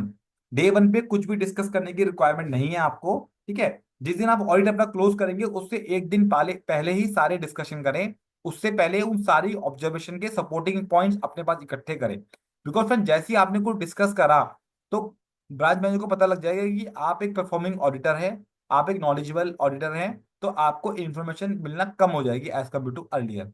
इसलिए आपको उस इन्फॉर्मेशन आने के फ्लो को रोकना नहीं है। ठीक है। तो इसलिए डिस्कशन हर हर पॉइंट पे डिस्कस नहीं करना है इसके लिए आपको। ठीक है। जो ऐसी चीजें हैं जो आपको लगता है कि आप उसको ठीक करा सकते हैं अपने जाने से पहले, उनको उसकी लिस्ट बना के आप दे सकते हैं। फॉर एग्जाम्पल फ्रेंड्स, हम लोग क्या करते हैं प्रैक्टिकली अपने साथ, जैसे CSG 1, जितने भी कॉर्पोरेट लोन्स हैं, कि बैंक ने जितने भी किसी प्राइवेट लिमिटेड कंपनी को या पब्लिक कंपनी को लोन दे रखे हैं, चाहे वो व्हीकल लोन है, चाहे बिजनेस लोन है, CC लिमिट है, OD कुछ भी है अगर, तो उनके केस में उसका CSG 1 फाइल होना मैंडेटरी है। कि उनका चार्ज का फॉर्म फाइल होगा होगा। ठीक है, लेकिन आप देखेंगे बैंकों में आपको 100% चार्ज फाइल फॉर्म नहीं मिलेंगे आपको। तो मैं क्या करता हूँ फ्रेंड इस केस के अंदर, कि जैसी एसएलए रिपोर्ट मेरे पास आती है, मैं नाम पे फिल्टर लगा के उस पे तो जो कॉर्पोरेट क्लाइंट्स है उनकी लिस्ट मैंने सॉर्ट आउट कर ली, और उनको अपने स्टाफ को बोल के ये बोला कि भैया आप इसको चेक करो कि MC21 के ऊपर ये रजिस्टर्ड है नहीं है, मतलब ये इनके चार रजिस्टर्ड है नहीं है। तो उसमें से सपोज 20 अकाउंट थे, 20 में से 12 अकाउंट के चार रजिस्टर्ड थे, तो 8 अकाउंट ऐसे थे जिसका चार रजिस्टर्ड नहीं थे। तो वो 8 की लिस्ट मैंने ब्रांच मैनेजर को दे दी कि सर ये 8 अकाउंट है जिसके चार रजिस्टर्ड नहीं है। अब वो क्या करेगा, वो अपनी पूरी टीम को लगा के उन 8 अकाउंट के चार रजिस्टर कराने में बिजी हो जाएगा बेसिकली। ठीक है, इतने में आप अपना बाकी ऑडिट कर सकते हैं। आपका ऑडिट खत्म करते हुए उसने 8 में से 6 अकाउंट के चार रजिस्टर कर दिए, दो के वो रजिस्टर नहीं कर पाया, तो उस केस में क्या करना है फ्रेंड, आपको लफार में अदर्स में उसको लिख के आ जाना है बेसिकली आपको। ठीक है सर, तो जितना वो कर दिया उसको आप छोड़ सकते हैं, क्योंकि आपका अल्टीमेटली पर्पस क्या है कि चीजें रेक्टिफाई हो जाए, चीजें काम ठीक हो जाए अल्टीमेटली ना, बीइंग ऑडिटर। तो उतना काम आपने उसमें कर दिया बड़े आराम से। ठीक है सर, अब सर आगे चलते हैं सर। हमें क्या करना है सर, जब बैंक ब्रांच ऑडिट पे जाएंगे तो मैक्सिमम टाइम हम लोग, हमें आउट स्टेशन के ऑडिट मिलते हैं, ऐसा नहीं कि हमारे नियर टू ब्रांच मिलते हैं, हमें आउट स्टेशन के ऑडिट मिलते हैं। तो उसको अच्छे से करने के लिए हमें क्या करना होगा फ्रेंड्स, उसको अच्छे से करने के लिए कि हमें अपनी सारी स्टेशनरीज अपने साथ लेके जानी होगी। अदरवाइज क्या होगा, हम बार बार अपने ऑफिस में नहीं आ सकते। तो इसलिए हमारे जितने भी रबर स्टैम्प्स हैं, DSC हैं, लेटर हेड हैं, बिल परफॉर्मास हैं, pen drive, 2 laptop, scanner, printer, ये सब साथ लेके जाएं अपने, जिससे कि आप अपने ऑडिट को इफेक्टिवली कर पाएंगे फ्रेंड्स। एग्जाम्पल के लिए फ्रेंड्स, अगर आपके पास एक लैपटॉप है, वो खराब हो गया अगर, क्या होगा फ्रेंड्स, कैसे काम करोगे आप? अब it is very difficult for you कि आप वापस आएंगे अपने ऑफिस, कितना टाइम वेस्ट होगा उसके अंदर। तो 2-3 लैपटॉप आपके पास, हर स्टाफ के एक लैपटॉप होगा, अगर आप ऑफिस में यूज करते हैं उसको ही लेके जाएं, तो आपका काम बड़ा आसान हो जाएगा। अगर इनकेस एक लैपटॉप खराब है, कुछ काम आपको करना है, कुछ काम आपकी टीम को करना है, तो आप बड़े आराम से चीजों को कर सकते हैं। आप अपना स्कैनर लेके जाएं, जिससे कि क्या हो कि आपको कोई भी डॉक्यूमेंट स्कैन करना है तो आप बार बार आपको फोटोकॉपी वाले स्टाफ पे डिपेंड रहने की रिक्वायरमेंट नहीं है। आप उसको स्कैन करके अपने फोल्डर में सेव कर सकते हैं उस चीज को। आपको कुछ प्रिंट आउट लेने हैं, आपका अपना प्रिंटर होगा तो आप अपने लैपटॉप से कनेक्ट करके उसका प्रिंट आउट ले सकते हैं। तो ऐसे करके आप क्या कर सकते हैं, अपने ऑडिट को बड़ा स्मूथ बना सकते हैं बेसिकली फ्रेंड्स। ठीक है, ऐसी फ्रेंड जो रबर स्टैंप है फ्रेंड्स, जो प्रॉफिट एंड लॉस अकाउंट है और जो बैलेंस शीट है, उसके एंड में जो आपको रबर स्टैंप लगानी है, वो गोल वाली स्टैंप नहीं लगानी है आपको, आपको अकाउंट्स वाली स्टैंप लगानी है, जिसपे लिखा हो फॉर CFM का नाम, चार्ट अकाउंटेंट्स, FR नंबर, नीचे पार्टनर का नाम, मेंबरशिप नंबर। ठीक है, और तब आपको साइन करने हैं, बिकॉज एज पर ICA कोड ऑफ एथिक्स, हमें किसी भी बैलेंस शीट पे जब साइन करते हैं तो उस पर FR नंबर लिखना मैंडेटरी होता है बेसिकली। बिना FR नंबर लिखे हम उस पर साइन नहीं कर सकते। तो कोशिश करने की हमें दोनों स्टैंप हो, गोल वाली स्टैंप भी हो हमारे पास बाकी सर्टिफिकेट्स के लिए, और बैलेंस शीट P&L के लिए हमारे पास अकाउंट्स वाली स्टैंप हो हमारे पास बेसिकली। ठीक है सर, तो इसके अलावा संगम जी, फ्रेंड, इसमें प्रिंटर भी अपने को रखना है? आपने देखो जैसे जी, लिस्ट में रखा हो प्रिंटर। एक्चुअली विनोद जी क्या होता है सर, एक्चुअली होता क्या है, जो प्रिंटर ब्रांच के अंदर होता है वो कनेक्ट होता है सर उनके सिस्टम से। ठीक है सर, अच्छा। आप उस प्रिंटर को अपने सिस्टम से कनेक्ट नहीं कर सकते। आपने क्या किया, जो SLA रिपोर्ट थी उससे एक सैंपल निकाला 15 अकाउंट को चेक करने का। अब क्या करना होगा हम्म। कि आपको प्रिंट निकालना होगा, तो वो 15 अकाउंट पहले आप उनको मेल करोगे, उनके पास जाओगे कि सर एक प्रिंट निकालना है, वो कहता है 10 मिनट बाद आना, आपके स्टाफ को बोलेगा वो। ठीक है सर, तो ये तो टाइम खराब हुआ। उसके बाद उसको ही कम टू नो कि ये 15 अकाउंट है भैया, ऐसे अकाउंट है जिनको चेक करने वाले हैं, उसके रिकॉर्ड में आ गई चीजें बेसिकली ये वाली। ओके, तो अगर हमारे पास अपना प्रिंटर होगा तो हम उसका प्रिंट निकाल के अपनी टीम को दे सकते हैं, देखिए start their audit and all.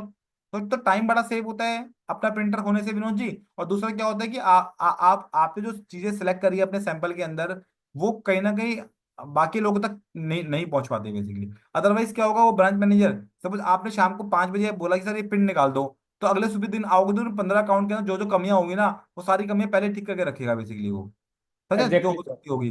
तो इसलिए थोड़ा सा अगर हम टैक्टफुली अपने बैंक ब्रांच ऑडिट को डील करेंगे तो बड़े अच्छे से कर पाएंगे बेसिकली। ठीक है सर, मैं मतलब it is not mandatory here, it is suggestive, कि अगर आप 100 किलोमीटर की या 200 किलोमीटर की रेडियस में बाय कार जा रहे हो तो आप प्रिंटर को लेके जा सकते हो, लेकिन आप अगर आउट स्टेशन ट्रेवल कर रहे हो बाय फ्लाइट आप, तो उस केस में तो मुश्किल हो जाएगा आपके लिए प्रिंटर लेके जाना बेसिकली आपके लिए। ठीक है सर। Okay sir. ठीक है सर, चलते हैं सर आगे। आप सर जैसे मैंने आपको बताया कि जब आप ब्रांच में जाएं मैनेजर से बात करें, तो थोड़ा सा पहले आप कोशिश करें लाइटर माहौल रहे वहाँ पे डिस्कशन का। मतलब डे 1 पे जाके हम ये नहीं बोलना सर मुझे तो 12 साल का एक्सपीरियंस है, मैं तो अब तक कम से कम 24 ब्रांचेस कर चुका हूँ, लास्ट टाइम मैंने इतने MOC निकाले, ये किया वो किया, इस सब बातों से बचना है आपको। ठीक है सर। आपको अपना एक अच्छा इंप्रेशन क्रिएट करना है, बिकॉज यू नो कि फर्स्ट इंप्रेशन ही लास्ट इंप्रेशन। उसके अंदर क्या होगा फ्रेंड, आप अच्छे से उनसे बात करेंगे, रिस्पेक्टफुली बात करेंगे, पोलाइटली उनसे बात करेंगे, तो आप अपने ऑडिट को बेटर तरीके से कर पाएंगे। आपको किसी बात पे अड़ना नहीं है, और किसी भी पॉइंट के ऊपर। कोई बात उन्होंने आपको बताई, कुछ बात, देखो वो 365 दिन बैंकिंग का काम कर रहे हैं, हम लोग 10 से 12 दिन के लिए काम करने के लिए गए हैं वहां पे। हो सकता है हमारे भी अंडरस्टैंडिंग इश्यू हो, तो कोई भी आपको बात बताते हैं, आपको सुन के आपको आना है, फिर आपको खुद चेक करना है कि लॉ क्या कहता है बेसिकली। अनटिल अनलेस आपकी लॉ पे अच्छी पकड़ है, then you can guide them कि सर ऐसा नहीं होना चाहिए, ऐसा होना चाहिए बेसिकली। और वो बात भी आपको एंड में करनी है। हर बार आप एक पॉइंट निकला, आप डिस्कस करने पहुंच गए, तो आपकी इमेज भी खराब होगी उसके अंदर। ठीक है, तो बेटर ये रहेगा आप सारे पॉइंट को लिखते जाएं, जहां पे आपको श्योरिटी है कि हाँ जी कोई एरर है, तो आप उसको लिखते जाएं, और लास्ट में वो चीज जरूर डिस्कस करें उनके साथ बेसिकली। ठीक है। और फिर जैसे ही आप बैंक बैंक ब्रांच में जाएंगे, तो जो मैनेजर है उसके साथ में उसका एक लोन ऑफिसर होता है या सेकंड मैन होता है, उसका नाम नंबर जरूर पता कर ले कौन है, उससे अपना इंट्रोडक्शन कर लें, क्योंकि फिर पूरे बैंक ब्रांच के अंदर सारी आपको वही हेल्प करेगा। Branch manager might be busy on the inspections, visit to the borrower and other things, meeting and all, but जो सेकंड मैन है वो आपको सब डॉक्यूमेंट सेट वेट अरेंज करने में आपको अच्छे से हेल्प करेगा। तो उससे ही आपको सारी चीजें करनी है बेसिकली जी। इसके अलावा फ्रेंड आपको, जैसे मैंने बताया, आपको फिक्स एसेट वेरिफिकेशन जरूर करनी है आपको ब्रांच के अंदर। जो भी उनकी कंडीशंस है वो जरूर उसके आगे लिख के आएगी, इनकी क्या कंडीशंस हैं। आपको कैश का वेरिफिकेशन करने, कम से कम 2 बार कैश को जरूर वेरीफाई करें। एक तो जिस दिन आप जाएं उस दिन जरूर चेक करें, और इन बिटवीन कभी भी सरप्राइज चेक करें सर एक दिन आप। ठीक है। इसके अलावा जो हमारी अदर सिक्योरिटीज हैं like FDR, PO, demand draft, पे ऑर्डर बेसिकली, तो उनके जो प्री प्रिंटेड फिजिकल सिक्योरिटीज होती है, उनको भी सिस्टम की सिक्योरिटी से आप जरूर मैच करें बेसिकली। ठीक है सर। और फ्रेंड जो आपने उनको लिस्ट मेल की थी, उसमें जो ब्रांच मैनेजर कहता है सर ये डॉक्यूमेंट मैं आपको बाद में प्रोवाइड करता हूँ, उसको लिखते जाएं। ठीक है सर। उसको लिखते जाएं, और जो ना दे पाए आपको, तो उसको फिर आप लास्ट में लिखते हैं MRL के अंदर बेसिकली। अदरवाइज इतनी सब चीजें होती है कि आप भूल जाते हैं कि भैया कौन कौन सी आइटम मैंने मांगी थी, क्या मुझे मिल गया क्या नहीं मिला। जो ना मिले उसको जरूर अपने लिखते जाएं बेसिकली। जैसे मैंने आपको बताया था कि सॉफ्टवेयर के रिगार्डिंग, ये 12 बैंक के फ्रेंड, ये डिफरेंट डिफरेंट ये सॉफ्टवेयर इस्तेमाल करते हैं आपकी नॉलेज के लिए। आपको जो भी बैंक इसमें से अलॉट हुआ है, आपको क्या करना है, उसका वो सॉफ्टवेयर जो है आपको गूगल पे सर्च करना है, और उसकी जो टॉप 10 या 15 कमांड्स हैं जो ऑडिट के लिए इस्तेमाल होती है, आप गूगल से कमांड्स निकाल सकते हैं। और ईच कमांड को दोबारा गूगल पे जाके उनका ट्यूटोरियल ट्यूटोरियल देख सकते हैं बेसिकली। तो आपको, आप then you come to know कि इस कमांड को कैसे इस्तेमाल करना है। आपकी नॉलेज के लिए सर मैंने कुछ कमांड, जो फिनेकल की कमांड है, बिकॉज मोर देन 50% बैंक के अंदर फिनेकल इस्तेमाल होता है, मैंने फिनेकल की कुछ अच्छी कमांड्स जो बहुत यूजफुल है ऑडिट के लिए, ठीक है, वो आपके लिए मैंने इस स्लाइड में दी है, और मैं अपनी PPT विनोद जी को दे दूंगा, वो आपको जरूर प्रोवाइड कर देंगे। तो बट अगर आपके बैंक में कोई फिनेकल के अलावा कोई और सॉफ्टवेयर है, तो जरूर आप उस पर जो 10 15 20 कमांड है, उनका उन पे यूज टू होके जाएं, कि भैया मुझे, अगर मुझे किसी स्टाफ पे डिपेंड रहना पड़ रहा है बैंक ब्रांच के, तो वो तो हो सकता है ना मुझे मिसगाइड करे बेसिकली चीजों के लिए। अगर मुझे खुद को वो कमांड्स खोलनी आती है, चेक करनी आती है, या मेरे किसी टीम मेंबर को आती है, तो मेरा काम बड़ा आसान हो जाएगा। और फ्रेंड बिना सिस्टम को समझे, बिना सिस्टम को यूज करे, आप एक इफेक्टिव बैंक ब्रांच ऑडिट नहीं कर पाएंगे आप। तो मेरी यही आपसे रिक्वेस्ट है कि सिस्टम पे रिलाई करना बहुत जरूरी है, बट ओवर रिलाई नहीं करना।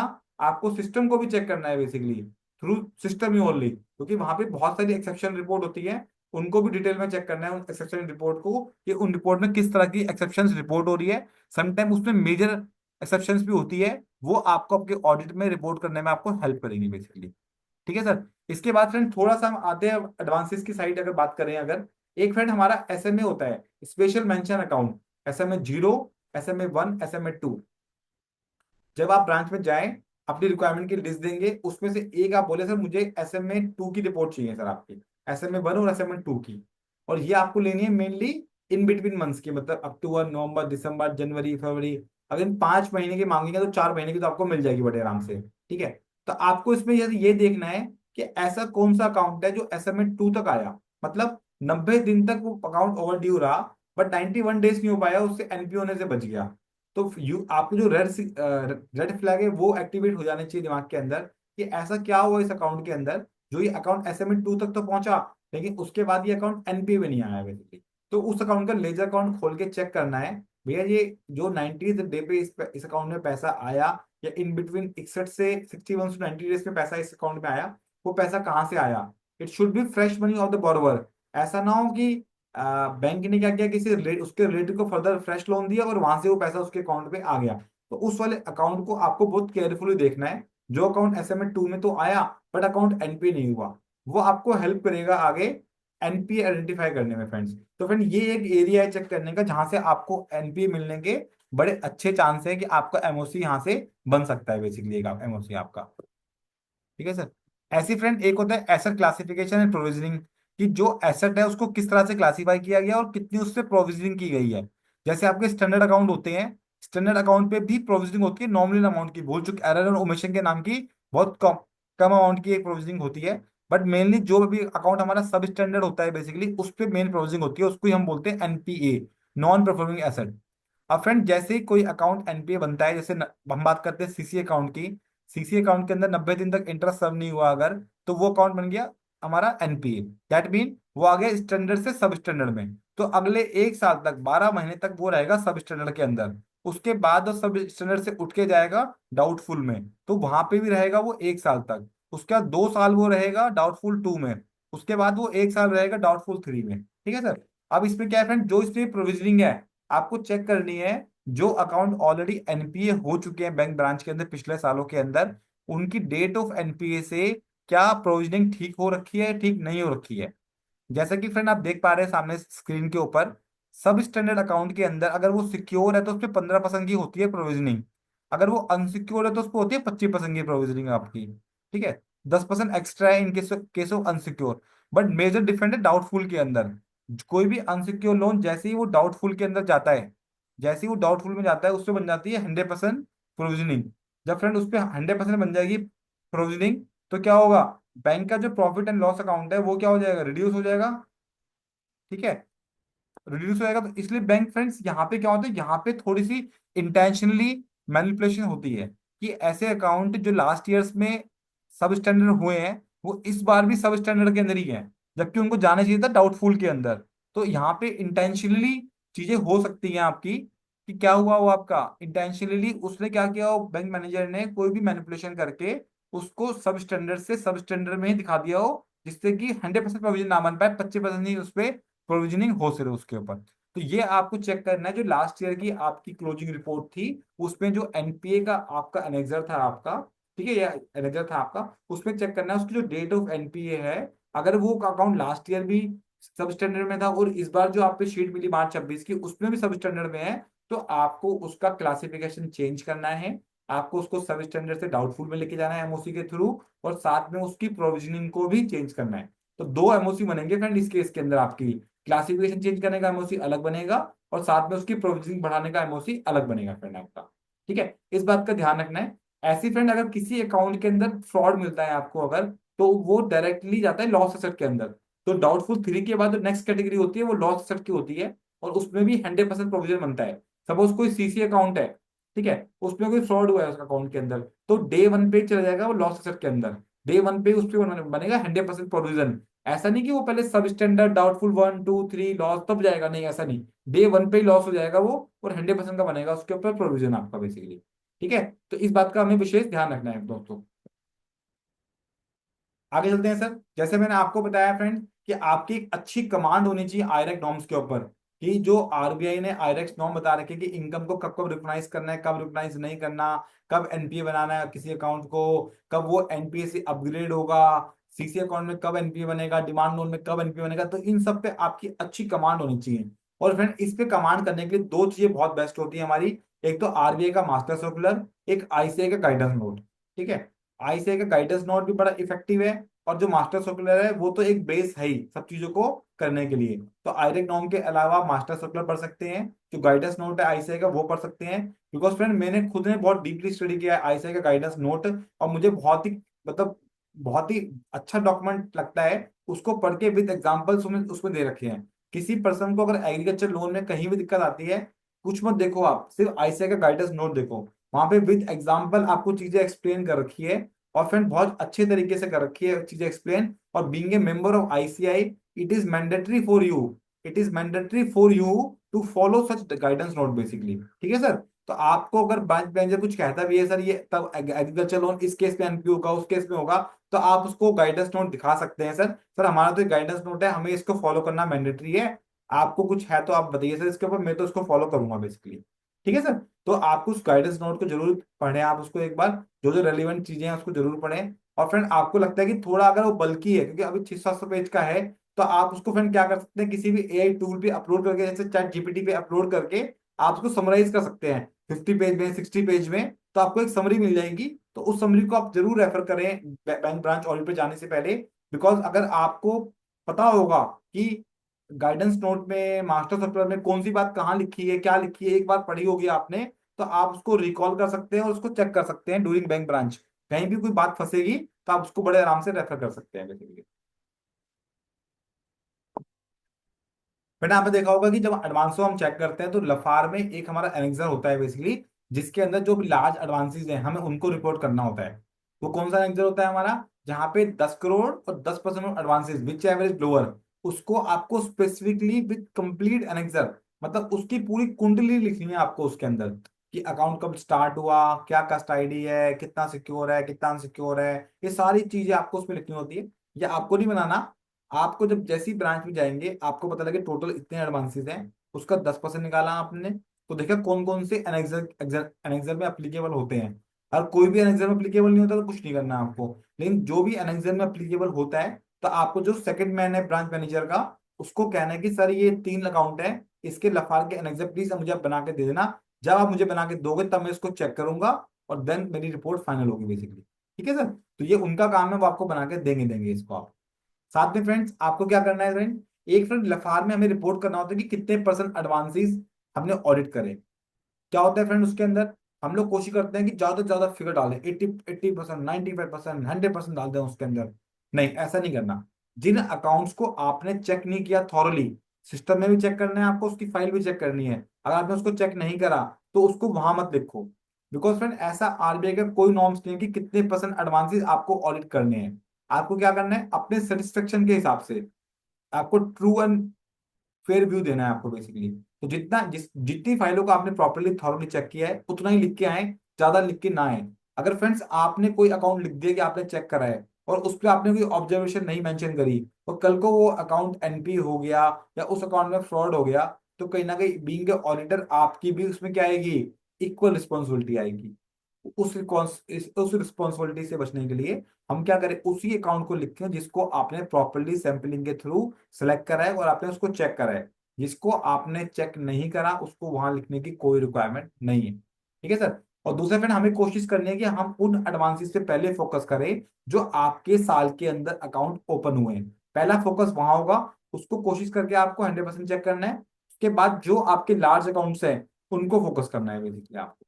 अब जो 5-5, 10-10 हजार के मुद्रा लोन्स हैं, उनकी तो क्वांटिटी बहुत ज्यादा होगी आपकी, उनको फोकस करना है आपको, उनको प्रिंसिपली समझना है कि वो सब ठीक चल रहे हैं। उसके अलावा जो लोन आपके साल में एक्टिव ओपन हुए उनको, और जो लार्ज एडवांसेस हैं उनको मेनली आपको फोकस करना है। सैम्पलिंग के थ्रू आपको सिलेक्ट करना है कि कौन कौन से अकाउंट आपको थॉरली चेक करने हैं बेसिकली।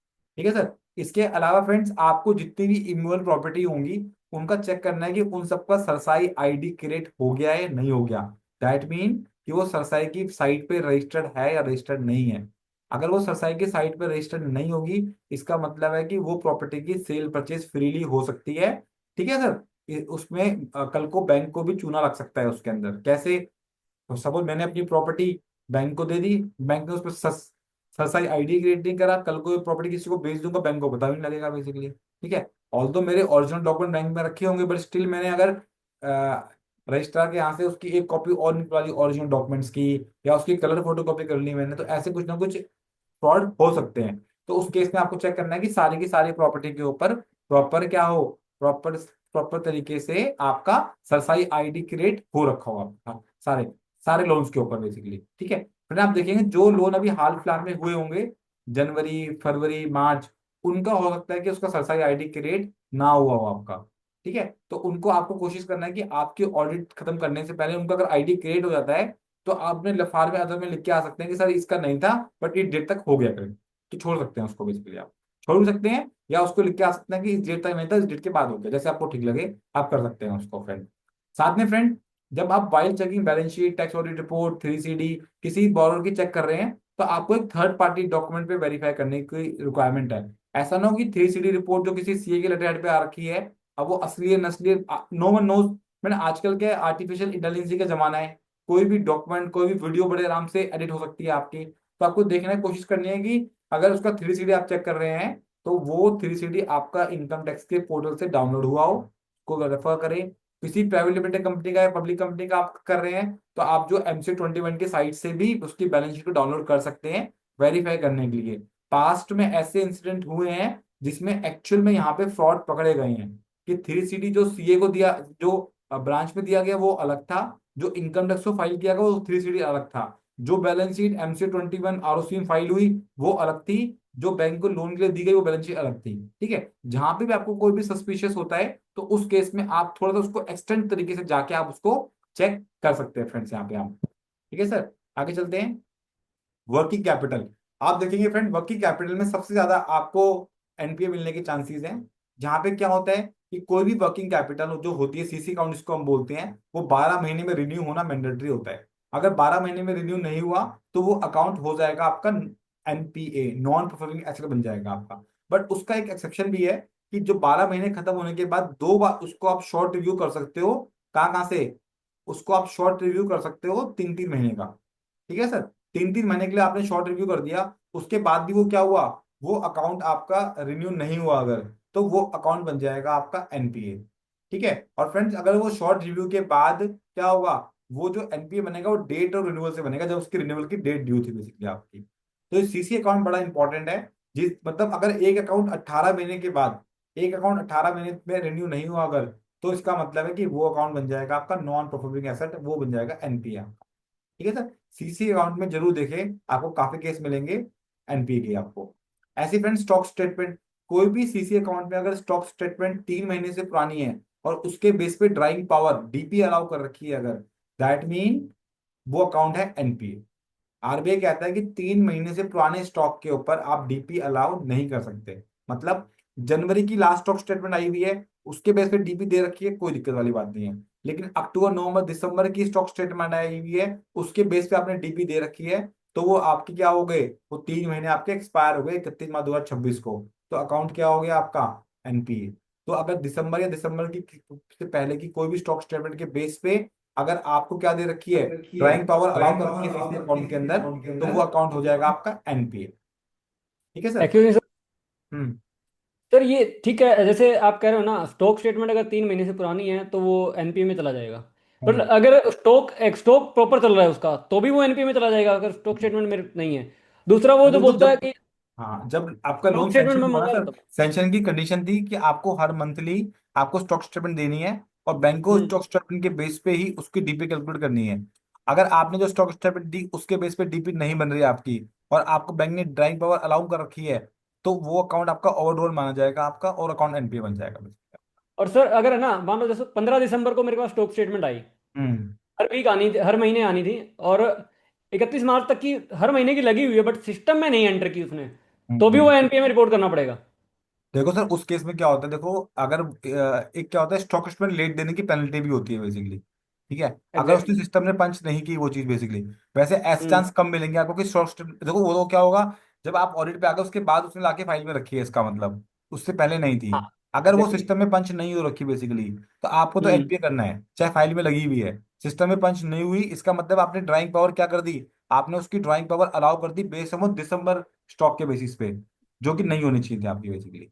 ठीक है, तो यहाँ पे क्या करते हैं हम्म। विनोद जी, हम थोड़ा सा लीनियंट व्यू तब लेते हैं जब बाकी सब चीजें करेक्ट होती हैं।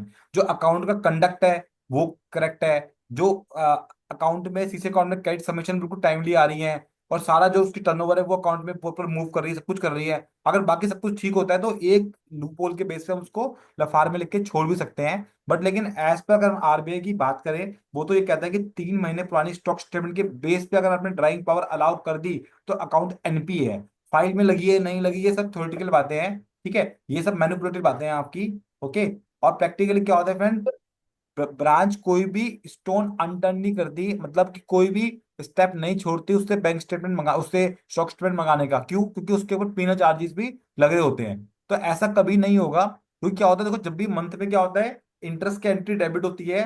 सपोज को 31 जनवरी का, 31 फरवरी का, या 31 मार्च का जो इंटरेस्ट डेबिट हुआ होगा, उसके अंदर पेनल इंटरेस्ट भी डेबिट हुआ होगा कि आपने स्टॉक स्टेटमेंट नहीं दिया, आपने लेट दिया आपने।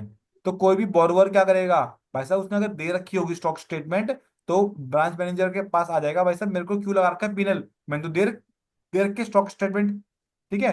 तो अगर फाइल में लगी हुई है और डीपी हमने 3 महीने पुराने के बेस पे अलाउ कर रखी है, दैट मीन वो मैनिपुलेशन है आपकी। जो हार्ड कॉपी रखी है वो आपका वो नहीं है बेसिकली, आपका एक्चुअल नहीं है बेसिकली आपका। ठीक है सर। आगे चलते हैं सर। जो अकाउंट आपके सर बैलेंस एक शीट। चीज एक चीज और पूछनी थी मुझे। हाँ जी। सर एक मान लो एक कॉन्ट्रैक्टर को एक लिमिट दी हुई है, और उसकी उसको लिमिट जो दी थी ना वो टर्नओवर बेस्ड, जैसे टर्नओवर के ऊपर चलता है, टर्नओवर हमारा काम चल रहा है कंटिन्यू, तो उसने डीपी स्टॉक स्टेटमेंट के हिसाब से दी हुई है। अब हम्म। स्टॉक स्टेटमेंट उसकी प्रॉपर आ रही है बट टर्नओवर जीरो हो गई 2 साल से। हम्म। तो डीपी हम निकालते हैं स्टॉक स्टेटमेंट पे डेटर पे, वो है उनके, बट अगर टर्नओवर जीरो है तो उस केस में हाँ, क्या करना पड़ेगा?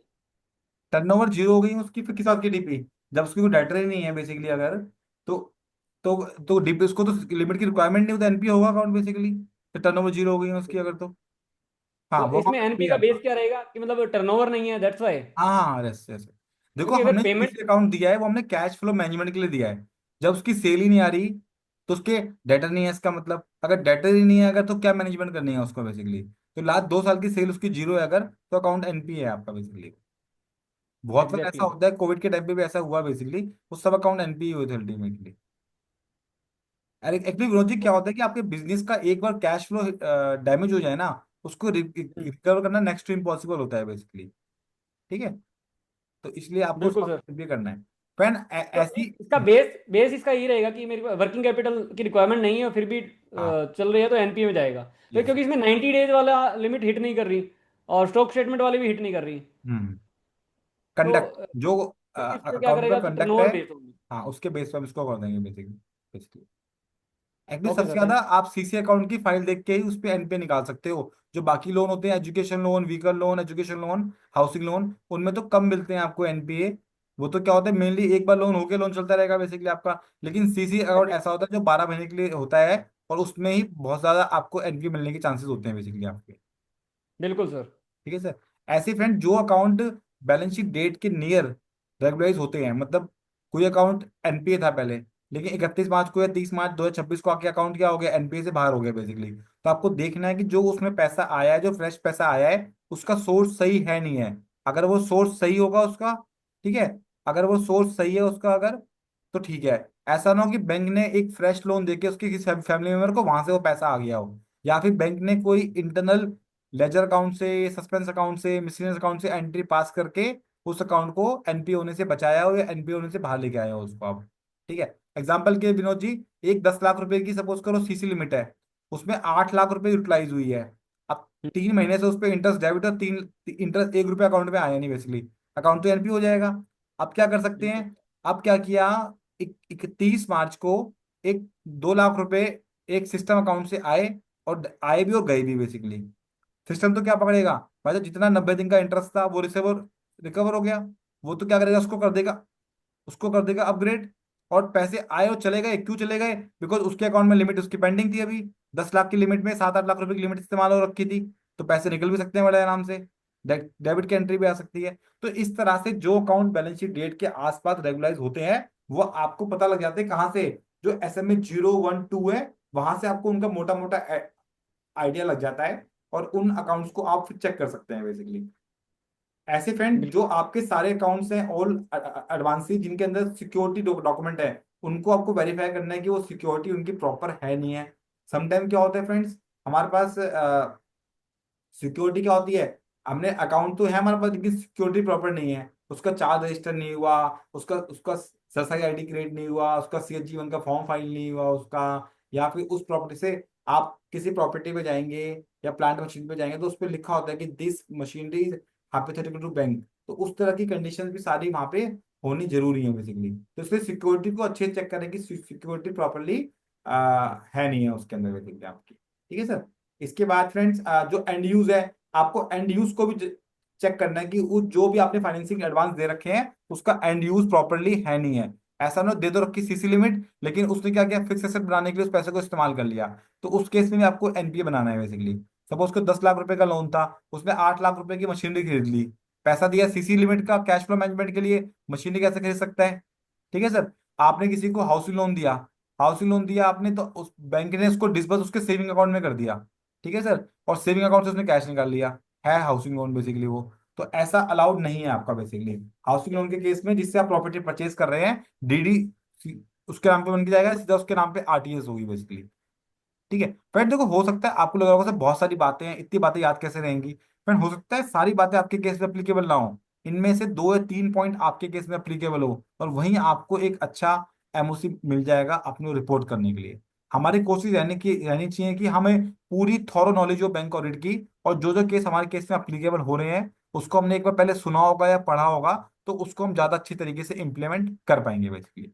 ठीक है सर। ऐसे ही सर हमें अभी डीपी जो ड्राइंग पावर है उसकी कैलकुलेशन चेक करनी है प्रॉपरली, वो नेक्स्ट स्लाइड में हम डिस्कस करेंगे कैसे कैलकुलेशन करते हैं। उसका चेक करना है to check whether there is a proper transaction account in comparison to sale, कि जैसे आपसे अभी आपसे बात हुई कि सेल तो जीरो है लेकिन इंटरेस्ट सर्व हो रहा है, तो वो भी सफिशिएंट नहीं है। ठीक है सर, इरेगुलर अकाउंट है वो, एनपीए होगा आपका सीसी अकाउंट वाला। In case of NPA check whether any amount of devolvement, कि एलसी है या बीजी है, वो अगर डिवॉल्व हो गई है, इवोक हो गई है, तो ऐसा ना हो कि has been debited to separate account, तो सेपरेट अकाउंट में उसको रखा हो बेसिकली। एक्चुअली कॉन्सेप्ट क्या होता है कि अगर किसी बॉर्रोवर का एक अकाउंट एनपीओ होगा तो उसके सारे अकाउंट एनपीओ हो जाएंगे उसके। ठीक है सर, उसी कॉन्सेप्ट में इसमें यहाँ मैं पे। एक चीज बताना चाहूंगा, जो आपने कहा ना, एक एक्चुअली लास्ट ईयर मैंने एक एक अकाउंट निकाला एनपीए में। हम्म। और अगर है ना आप एमओसी बनाते वक्त ध्यान रखें ना, तो मैं साथ में बैठा था, सामने बैठते मैंने कहा इसको एमओसी रिपोर्ट कर दो। जैसे हम्म। ही उन्हें रिपोर्ट किया ना, तो मेरी आंखों से बचा हुआ था उसका दूसरा अकाउंट, और उसमें हम्म। सिस्टम ने ऑटोमेटिक बता दिया कि इसके साथ ये अकाउंट भी आ रहा है, एमओसी करना है। अच्छा हाँ। तो ये बड़ा एक वो है कि अगर हमसे छूट भी जाए ना, तो एमओसी जब डाल रहे हैं तो बैंक वाला हाँ। डाल रहा है तो प्लीज उसके सामने बैठे। हाँ बिल्कुल। ऐसा ना हो मतलब ये वाला अकाउंट डाल दो, तो अगर वो डाल हम्म। रहा है ना उस टाइम, अगर कोई अकाउंट छूट जाएगा ना, तो वो ऑटोमेटिकली उठा लेता है। हाँ राइट राइट राइट। बिल्कुल सर, विनोद जी ये तो वहां हो गए जो बड़े बैंक है, बैंक ऑफ बड़ौदा है आपका, पीएनबी है, एसबीआई है। लेकिन जो एग्जैक्टली। छोटे बैंक है आपके, बैंक ऑफ महाराष्ट्र है आपका, पंजाब एंड सिंध बैंक है, वहां पे क्या है अभी भी क्या है आपके एमओसी मैनुअल बनते हैं बेसिकली आपके। ठीक है सर। एग्जैक्टली तो सर, उस केस में वहां आपको तो ध्यान रखना पड़ेगा खुद ही कि किसी कस्टमर का एक अकाउंट एनपीओ, तो उसके बाकी अकाउंट को भी डालना पड़ेगा बेसिकली, आप सिस्टम खुद नहीं उठाएगा वहां बेसिकली आपका। ठीक है सर। इसके बिल्कुल अलावा सर। फ्रेंड जो आपके FD, NSC, KVP, NSC stand for national saving certificate, KVP stand for किसान विकास पत्र, इसके अगेंस्ट कोई लोन दे रखा होगा, तो अगर उसका पेमेंट इंटरेस्ट टाइम से नहीं आया तब भी वो अकाउंट एनपीए नहीं होगा, अगर उसमें मार्जिन एडुकेट है। इसका लॉजिक क्या है सर, आपका 1,25,000 रुपए की एफडी है, 1 लाख रुपए का लोन है। फ्रेंड वहां पे एफडी का अमाउंट बढ़ेगा क्योंकि इंटरेस्ट उसमें अक्रूव हो जाएगा आपका क्वार्टरली। यहाँ पे जो लोन है उसका भी इंटरेस्ट बढ़ेगा। ठीक है। तो there is very high chances कि अगर मार्जिन एडुकेट है तो लोन एनपी हो सके, क्योंकि जिस डेट में आपको लगेगा कि भैया उसकी पे करने की कैपेसिटी नहीं है, तो आप क्या करेंगे, आप उसकी फिक्स डिपॉजिट को एनकैश कराएंगे और लोन से एडजस्ट कर देंगे बेसिकली आप। ठीक है सर। तो इसलिए अगर इंटरेस्ट सर्व नहीं हुआ एफडी, एनएससी, केवीपी वाले अकाउंट के अंदर, उसके बाद अगर मार्जिन एडुकेट है, तो आपको उसको एनपीए नहीं करना, छोड़ देना है उसको बेसिकली आप। ऐसे फ्रेंड जो सेंट्रल गवर्नमेंट के अकाउंट, जो सेंट्रल गवर्नमेंट गारंटेड अकाउंट होते हैं, वो भी इंटरेस्ट सर्व होने पे या ईएमआई ना आने पे एनपीए नहीं होते, जहाँ पे सेंट्रल गवर्नमेंट ने गारंटी दे रखी है, जैसे कि सीजीटीएमएस, सेंट्रल गवर्नमेंट। ठीक है। जो स्कीम है सीजीटीएमएस की, उसके अंदर अगर लोन हो रखा है आपका अगर, तो वो एनपीए नहीं होगा, इंटरेस्ट या प्रिंसिपल नहीं आया आपके पास अगर। ठीक है। तो आप अगर उसको एनपीए कर भी देंगे अगर, तो क्या होता है उसकी इंश्योरेंस होती है, वो पैसा फिर आप इंश्योरेंस से वहां से रिकवर करते हैं। ऐसे ही अगर स्टेट गवर्नमेंट ने कोई लोन की गारंटी दे रखी है, तो उस पे ये प्रिविलेजेस अवेलेबल नहीं है। इस केस में क्या होगा, आपको वो अकाउंट, आपको पेमेंट ना आने पे एनपीए करना है आप। अब फ्रेंड ये आपकी डीपी की कैलकुलेशन है। हेलो। Friend hello. हेलो। हाँ संगम जी, ये कैसे पता चलेगा सीजीटीएमएससी का प्रीमियम बैंक ने पे कर दिया है? क्योंकि प्रीमियम नहीं पे करेगा तो वो तो गवर्नमेंट उसको ऑनर नहीं करेगी ना लोन और को। बिल्कुल नहीं करेगी honour sir, yes yes yes. तो सर वो एक्चुअली कैसे कंफर्म होएगा? हाँ वो बताता हूँ क्या होता है, प्रैक्टिकली क्या होता है सर, जो ब्रांचेस होती है सर, जब वो उस वाले स्कीम कोड में वो अकाउंट खोलते हैं, तो उनकी जोनल हम्म। ऑफिस से वो पेमेंट होती है सर। आपके केस में आपको क्या करना है सर, आपको जो भी आपने अकाउंट आइडेंटिफाई करेगी, 10 अकाउंट हैं सीजीटीएमएस के, ये मेरे को चेक करने हैं, तो उन 10 अकाउंट का सर आपको ना वो जोनल को मेल भेजेंगे सर, उनसे कंफर्मेशन मंगानी है सर आपको, कि सर इन 10 अकाउंट के अंदर मेरे को चेक करना है कि इनका प्रीमियम पे हुआ नहीं हुआ बेसिकली सर आपका। तो आपको वो उनसे मंगा लेंगे आप, तो वो आप जोनल से मेल पे कंफर्मेशन आ जाएगी इंडियन डेट्स के अंदर, ये वाउचर नंबर है, ऐसी पेमेंट हो रखी है, तो वही आप कंफर्म कर सकते हो। अगर फिनेकल से आप डायरेक्टली उसको चेक नहीं कर पाओगे सर चीज को आप। ठीक है सर। आगे ठीक है चलते सर, हैं। ठीक ठीक ठीक ठीक। ड्राइंग पावर कैलकुलेशन, कि जो सीसी अकाउंट है मुझे कितनी ड्राइंग अलाउ करनी है। फ्रेंड सीसी अकाउंट के अंदर एक होती है सेंशन अमाउंट, सेंशन अमाउंट है 1 करोड़ रुपए का।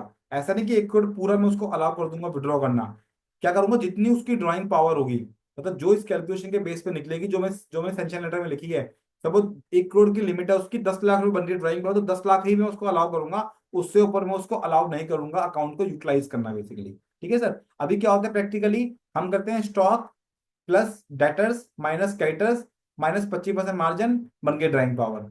मैक्सिमम टाइम आप ये देखेंगे इसके अंदर। पर एक्चुअल सैंक्शन लेटर में क्या लिखा होता है, stock minus creditors that's come paid stock. Paid stock में आपने माइनस किया, आपने मार्जिन 25%, उसके बाद निकल के आया stock for DP purpose, then debtors minus 50% margin, then निकल के आया debtors for DP purpose, then दोनों को जोड़ेंगे 1 और 2 को, तो निकल के आएगा टोटल डीपी। इतनी डीपी होनी चाहिए, इससे ज्यादा हमने अगर उसको अलाउ कर रखी है तो वो ओवरड्रॉन है। ठीक है, और वो फिर अकाउंट आपका हो जाएगा 90 दिन तक अगर वो ओवरड्रॉन रहेगी तो अकाउंट बन जाएगा एनपीए 5 का। ठीक है सर। यहाँ पे फ्रेंड एक बात का और ध्यान रखना है, जो हमारे डेटर्स होते हैं इसकी भी कंडीशन लिखी होती है आपको सैंक्शन लेटर के अंदर, कि आपके 180 दिन से पुराने या 365 दिन से पुराने डेटर्स आपको डीपी की कैलकुलेशन में कंसीडर नहीं करने हैं आपको।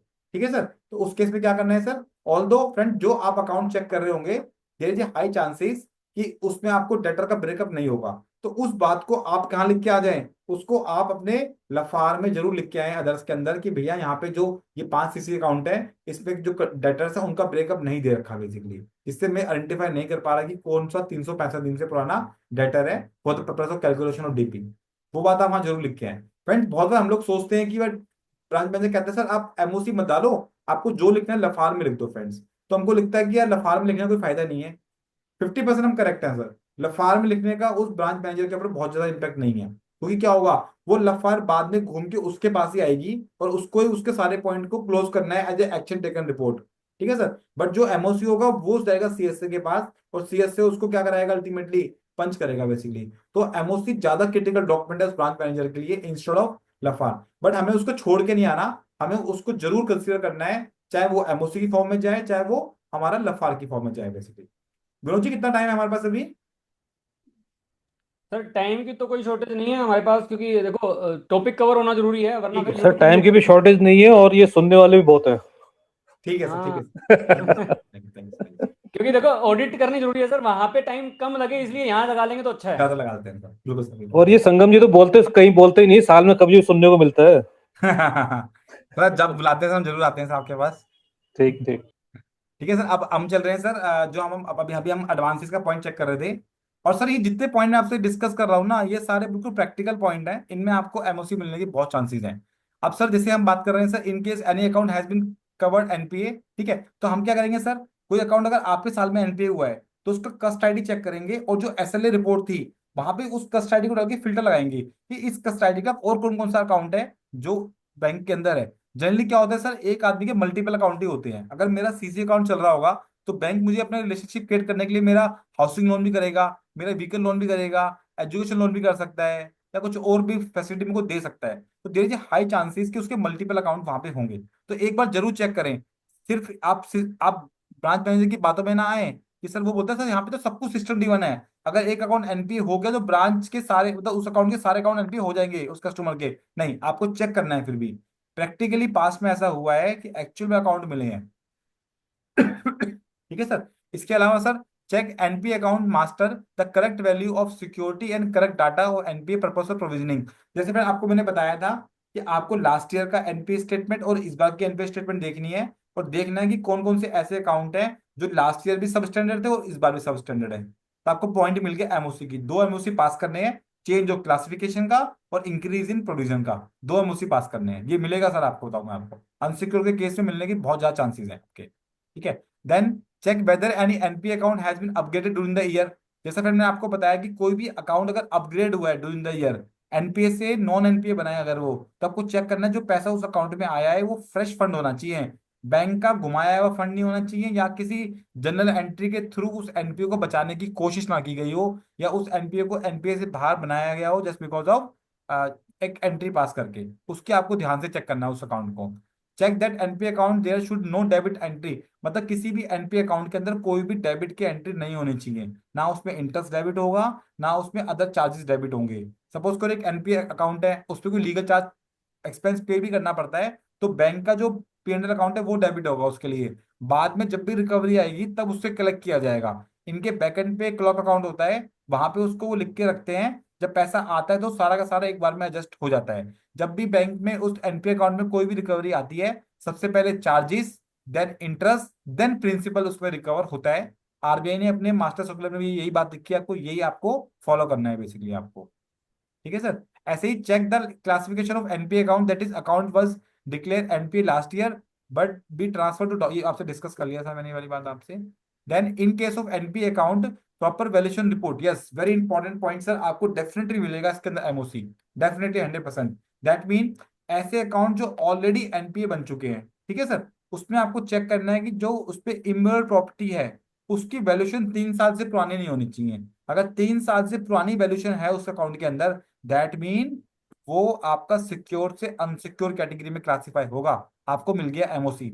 आपको क्लासिफिकेशन एडवांसेस के अंदर ही एमओसी पास करना है, उसको सिक्योर से अनसिक्योर लेके जाना है। और प्रैक्टिकल फंड यहाँ एमओसी मिलता ही मिलता है। क्यों मिलता है एमओसी? जैसे ही अकाउंट एनपी हो जाता है, ब्रांच मैनेजर और बोरोर के बीच में कोल्ड वार स्टार्ट हो जाती है बेसिकली, तो वो कॉपरेट करना बंद कर देता है। ठीक है, तो इस केस में आपको यहाँ पे क्या मिलेगा? यहाँ पे आपको एमओसी मिलेगा मिलेगा। इसके साथ फ्रेंड्स, इसके साथ में प्रॉपर्टी के अलावा जहां पे टेंजिबल सिक्योरिटीज थी आपकी, टेंजिबल का मतलब है आपकी क्रॉप्स थी, आपकी स्टॉक थे, डेटर थे, और वो काउंट हो गए एनपीए।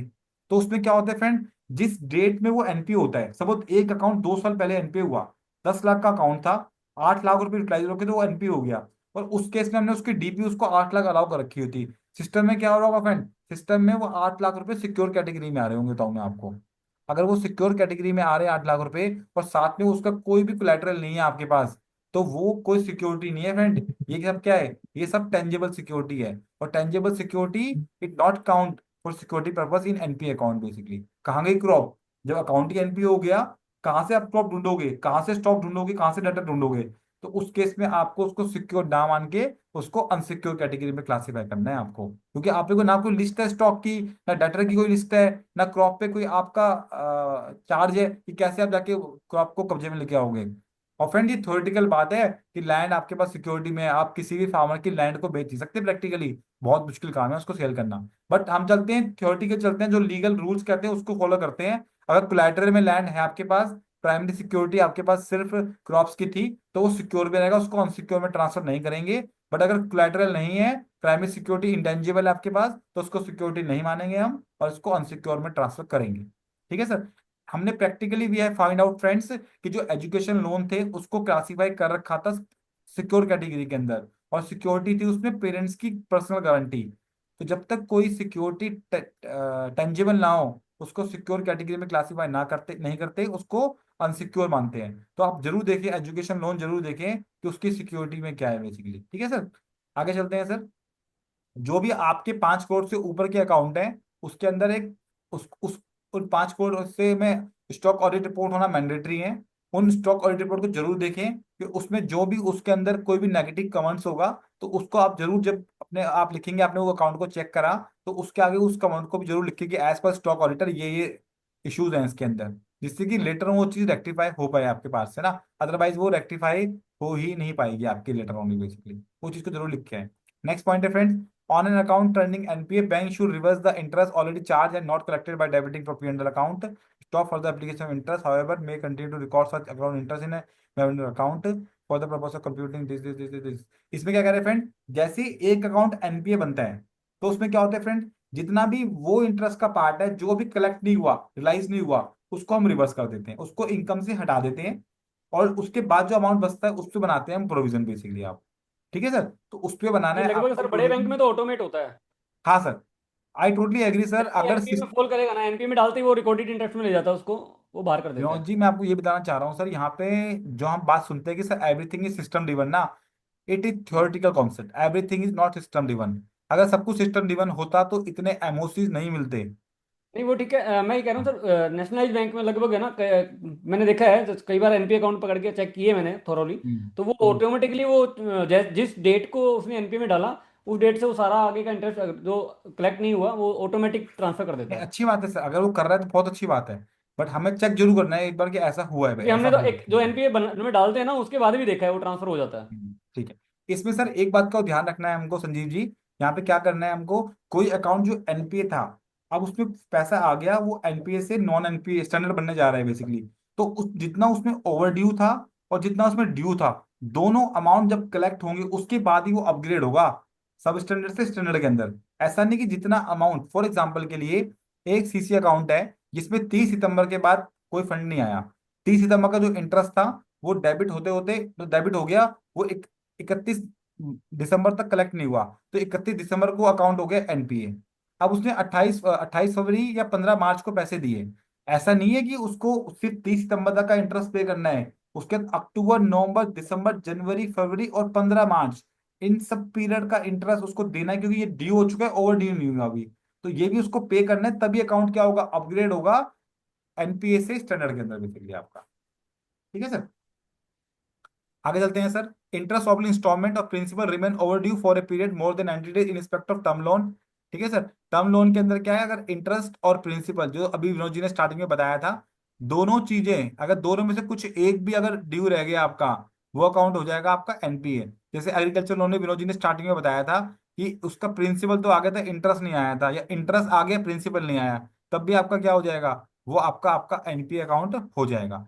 ऐसी ओडीसीसी अकाउंट है, वो क्या हो जाएगा, out of order. That mean जो उसका आउटस्टैंडिंग बैलेंस है बेसिकली, वो उसकी ड्राइंग पावर से ज्यादा जा रहा है और 90 दिन तक वो ज्यादा रहा, तो that call as a out of order. अगर वो आउट ऑफ ऑर्डर अकाउंट है तो उस केस में क्या हो जाएगा, वो आपका एनपीए हो जाएगा बेसिकली। प्रैक्टिकली क्या होता है, प्रैक्टिकली फिर क्या करते हैं, जो उसकी सेंशन लिमिट है उससे ऊपर उसको देना होता है अगर, तो टीओडी अलाउ करते हैं, टेम्पररी ओवरड्राफ्ट। तो टेम्पररी ओवरड्राफ्ट एक लिमिट के लिए दी जाती है, 30 दिन के लिए, 15 दिन के लिए। तो जनरली अगर एक अकाउंट में मल्टीपल टाइम पे टीओडी दे रखी है, तो वो अकाउंट क्या है, क्रिटिकल अकाउंट है, उसमें कुछ ना कुछ दिक्कत है। उसको आप अच्छे से देखेंगे तो इट यू विल फाइंड कि it may be out of order. और फ्रेंड टीओडी देने के लिए भी बोरो की एक एप्लीकेशन आएगी, कोई ना कोई रीजनिंग आएगी, और उस रीजनिंग को चेक करना है कि हाँ एक्चुअल में इसकी टीओडी बनती है या नहीं बनती बेसिकली। ऐसा तो नहीं कि अकाउंट को एनपीए से बचाने के लिए इसको ये टीओडी दी गई है बेसिकली आपकी, वो आपको चेक करना है। ये आपका फ्रेंड उसका हो गया, क्रॉप लोन का हो गया बेसिकली, शॉर्ट क्रॉप का, लॉन्ग क्रॉप का। ये अपने आप ही एक बहुत लंबा डिस्कशन है क्रॉप वाला। तो उसके लिए मैंने आपसे रिक्वेस्ट की कि आप जो हमारा आईसीए का गाइडेंस नोट है जरूर देखें, 2 पेज का एग्जाम विद एग्जांपल दे रखा है, आप उसको पढ़ेंगे तो बहुत डिटेल में, बड़े आराम से आप उसको चेक कर सकते हैं। अब फ्रेंड थोड़ा सा हम लोग एडवांसेस से बाहर निकलते हैं, हमने काफी डिटेल में एडवांसेस डिस्कस करे। और फ्रेंड जैसे हम एडवांसेस के अलावा भी बहुत सारे पॉइंट हैं जहां पे हम लोग एमओसी आइडेंटिफाई कर सकते हैं फ्रेंड्स। जैसे आपको मैंने बताया कि हमारी कोशिश रहनी चाहिए कि हम मैक्सिमम एमओसी पास करें और उसका इम्पैक्ट लेके आए। आप जैसे फ्रेंड जो आपके लोन अकाउंट है उनका मास्टर चेक करें, उनका सैंक्शन लेटर से इंटरेस्ट चेक करें कि जो rate of interest sanction letter में लिखा है वो वही सेम टू सेम फिनेकल में पंच हो रखा हो। समटाइम क्या होता है, पंचिंग करते हुए, टाइपिंग करते हुए उसमें एरर हो जाता है आपका, तो ऐसा कोई आप निकाल सकते हैं, आप चेक कर सकते हैं इसके अंदर। ऐसे कोई प्रोसेसिंग फीस है, पीनल चार्जेस या रिन्यूअल चार्जेस हैं, इन सबको चेक कर सकते हैं। आपको फ्रेंड एक मिलेगा इंस्पेक्शन चार्जेस। जो इंस्पेक्शन चार्जेस आपके होते हैं, जो इंस्पेक्शन चार्जेस आपके होते हैं वो हमेशा हर हर ब्रांच में मैन्युअली ही पंच होते हैं, उसकी आपको बहुत रेवेन्यू लीकेज मिलेगी आपको। ठीक है, अगर वो अमाउंट मटेरियल बनता है तो आप जरूर उसके एंट्री पास करके आए। और वो अमाउंट मटेरियल नहीं है कि 5-10 हजार का अमाउंट है, 50 करोड़ की बैलेंस शीट है, तो आप उसको छोड़ सकते हैं इमटेरियल के ऊपर आप। बट लेकिन अगर आपको अमाउंट मटेरियल बनता है, मतलब आप दिख रहा है कि सारे अकाउंटों में कंटिन्यू हो रहा है और सारी फिगर बन के मटेरियल बन रही है, तो जरूर उसका आप एमओसी दे के आए बेसिकली। ठीक है, और आप चेक करें कि कोई अकाउंट अगर रिन्यू हो रहा है या रिव्यू हो रहा है या रिन्यू हो रहा है, उस समय क्या होने चाहिए, उसके चार्जेस भी डेबिट होने चाहिए। समटाइम क्या होता है, 12 महीने अकाउंट के एक्सपायर हो गए, उसके बाद बोल दिया कि हमने शॉर्ट रिव्यू कर दिया, उसके कोई चार्जेस डेबिट हुए नहीं आपके, दैट मीन कि सब थ्योरेटिकल चल रहा है, एक्चुअल में कुछ शॉर्ट रिव्यू नहीं हुआ आपका। अगर शॉर्ट रिव्यू हुआ होता सिस्टम में करते हम चार्जेस डेबिट होते हैं उसके साथ में, तो उससे आप पता लगा सकते हैं कि ये सीसी अकाउंट आपका कहीं ना कहीं आउट ऑफ ऑर्डर है, इरेगुलर है आपका, या एनपी होना चाहिए बेसिकली आपका। ठीक है, check whether interest has been properly debited on deposit taken by the branch. इसमें क्या है फ्रेंड, ब्रांच जो डिपॉजिट ले रखे हैं, जो एफडीआर ले रखी हैं, उस पर भी चेक करना है जो रेट ऑफ इंटरेस्ट है वो सही आ रहा है नहीं आ रहा। चाहे सैंपल बेस पे चेक करें, जो एफडीआर आपके ईयर में बनी है उसमें आप चेक करें, तो जरूर देखिए कि वो एक बार सैंपल जरूर चेक करें, मतलब छोड़ना नहीं है उस चीज को बेसिकली हमको। ठीक है सर, ऐसी मुझे एक बार ऐसा आपकी मिला ब्रांच। सर, जो इंटरेस्ट रेट है ना एफडी रेट से ज़्यादा होना चाहिए, लेकिन है ना कुछ हमें ऑडिट के टाइम पे मिला था जिसमें ना एफडी का जो रेट दे रहे हैं उससे कम इंटरेस्ट रेट कलेक्ट कर रहे अरे हैं। ये तो हमने लास्ट ईयर आइडेंटिफाई करा है और उसकी एमओसी पास कराई थी बेसिकली लास्ट ईयर ही बेसिकली। जो exactly loan sir. Against FD थे वहां पे ऐसा इश्यू था, निकाला था हमने ये चीज। अब सर नेक्स्ट पॉइंट क्या है, अगर आपकी ब्रांच में कोई रिनोवेशन हुई है तो जीएसटी के अंदर जो टीडीएस अप्लीकेबल होता है तो उसको भी आपको चेक करना है कि वो टीडीएस डिडक्ट किया गया हो, जीएसटी वाला टीडीएस, उसकी भी एमओसी पास करनी है। और फ्रेंड्स आपको बताना चाहूंगा कि क्या होता है, जो मटेरियलिटी का कॉन्सेप्ट होता है ना, वो रेवेन्यू एक्सपेंडिचर पे लगता है, स्टैट्यूट ड्यूज पे नहीं लगता। चाहे 500 रुपए का टीडीएस अमाउंट है जो पेबल है, उसकी भी आपको एमओसी पास करनी है बेसिकली। जैसे, ठीक है सर, जैसे कि एक्सपेंसिस ऑन टीडीएस, हम प्रोविजन फॉर एक्सपेंसेस बुक नहीं करते बेसिकली फ्रेंड्स। हम लोग 31 मार्च 26 को आप देखेंगे बैंक वालों की हैबिट ही नहीं है बुक करने की। तो आपको स्पेशली वो एक्सपेंसेस जिनके ऊपर टीडीएस की एप्लीकेबिलिटी है, उन एक्सपेंस को बुक कराना है और उस पर टीडीएस पेबल भी बुक कराना है। That might be security charges होने सकते हैं, पेमेंट टू डीएसए हो सकती है, टीडीएस और प्रोविजनल एक्सपेंस हो सकता है, लीगल चार्जेस हो सकते हैं। अगर लीगल चार्जेस को आपने प्रॉपर हेड में बुक नहीं किया तो देयर इज हाई चांसेस कि जोनल ऑफिस उसके ऊपर आरसीएम में जीएसटी नहीं जमा कराएगा। तो समटाइम क्या करते हैं, उसको गलती से मिसलेनियस में बुक कर देते हैं। तो आपको एमओसी पास करके उसका हेड भी चेंज करना है। जब उसका हेड चेंज करेंगे तो जीएसटी लाइबिलिटी भी इंक्रीज होगी बैंक ब्रांच की बेसिकली। ठीक है सर सर। इसमें कई बार बैंक बोलते हैं कि आरसीएम का जो है ना, ये जो जीएसटी का और टीडीएस का, ये हेड ऑफिस लेवल पे देखते हैं। हाँ बिल्कुल, मैं आपके बात से विनोद जी बिल्कुल एग्री हूँ, लेकिन आपने अगर गलत हेड में बुक कर दिया, अगर वो लीगल हम्म। एक्सपेंस से बुक हुआ होता तो हेड ऑफिस को पता है कि लीगल एक्सपेंस के जीएल कोड में इतना अमाउंट है, इतना पे करना है। आपने बुक कर रखा है लीगल एक्सपेंस को मिसलेनियस एक्सपेंस के अंदर, तो कैसे होगा? तो आपको तो एमओसी पास करके उसको सही हेड में लेके जाना पड़ेगा ना उसको, तभी तो हेड ऑफिस जमा कराएगा उस पर जीएसटी। ये मेरा बिल्कुल सर। पॉइंट है यहाँ पे कहने का। सर फ्रेंड, ऐसे कोई प्रायर पीरियड एक्सपेंस मिलता है आपको, प्रायर पीरियड का अलग जीएल कोड होता है, तो उसका भी एमओसी पास करके आप जरूर प्रायर पीरियड एक्सपेंस को बुक इसी हेड में बुक कराएं। ये टैक्स के पॉइंट है, ज्यादातर अप्लीकेबल नहीं है, बट कोई भी ऐसा टैक्स का पॉइंट जो प्राइमा फेसी आपको ड्यूरिंग कोर्स ऑफ ऑडिट मिलता है, आप जरूर उसको रिपोर्ट करें और उसका एमओसी पास कराएं इसका बेसिकली। ठीक है सर, ये कुछ हमारे लफार के इंपॉर्टेंट पॉइंट है friend. LFAR is an important report of functioning of the branch. LFAR जो होती है लॉन्ग फॉर्म ऑडिट रिपोर्ट, ये आरबीआई ने ऑफिस सर्च को कर कम, रखी है। तो इसमें आप मायो मायो एयर लेते हो, जाइका का वो ले लो, वो ठीक है आपका। अच्छा, कितने का ठीक है सर। पड़ेगा?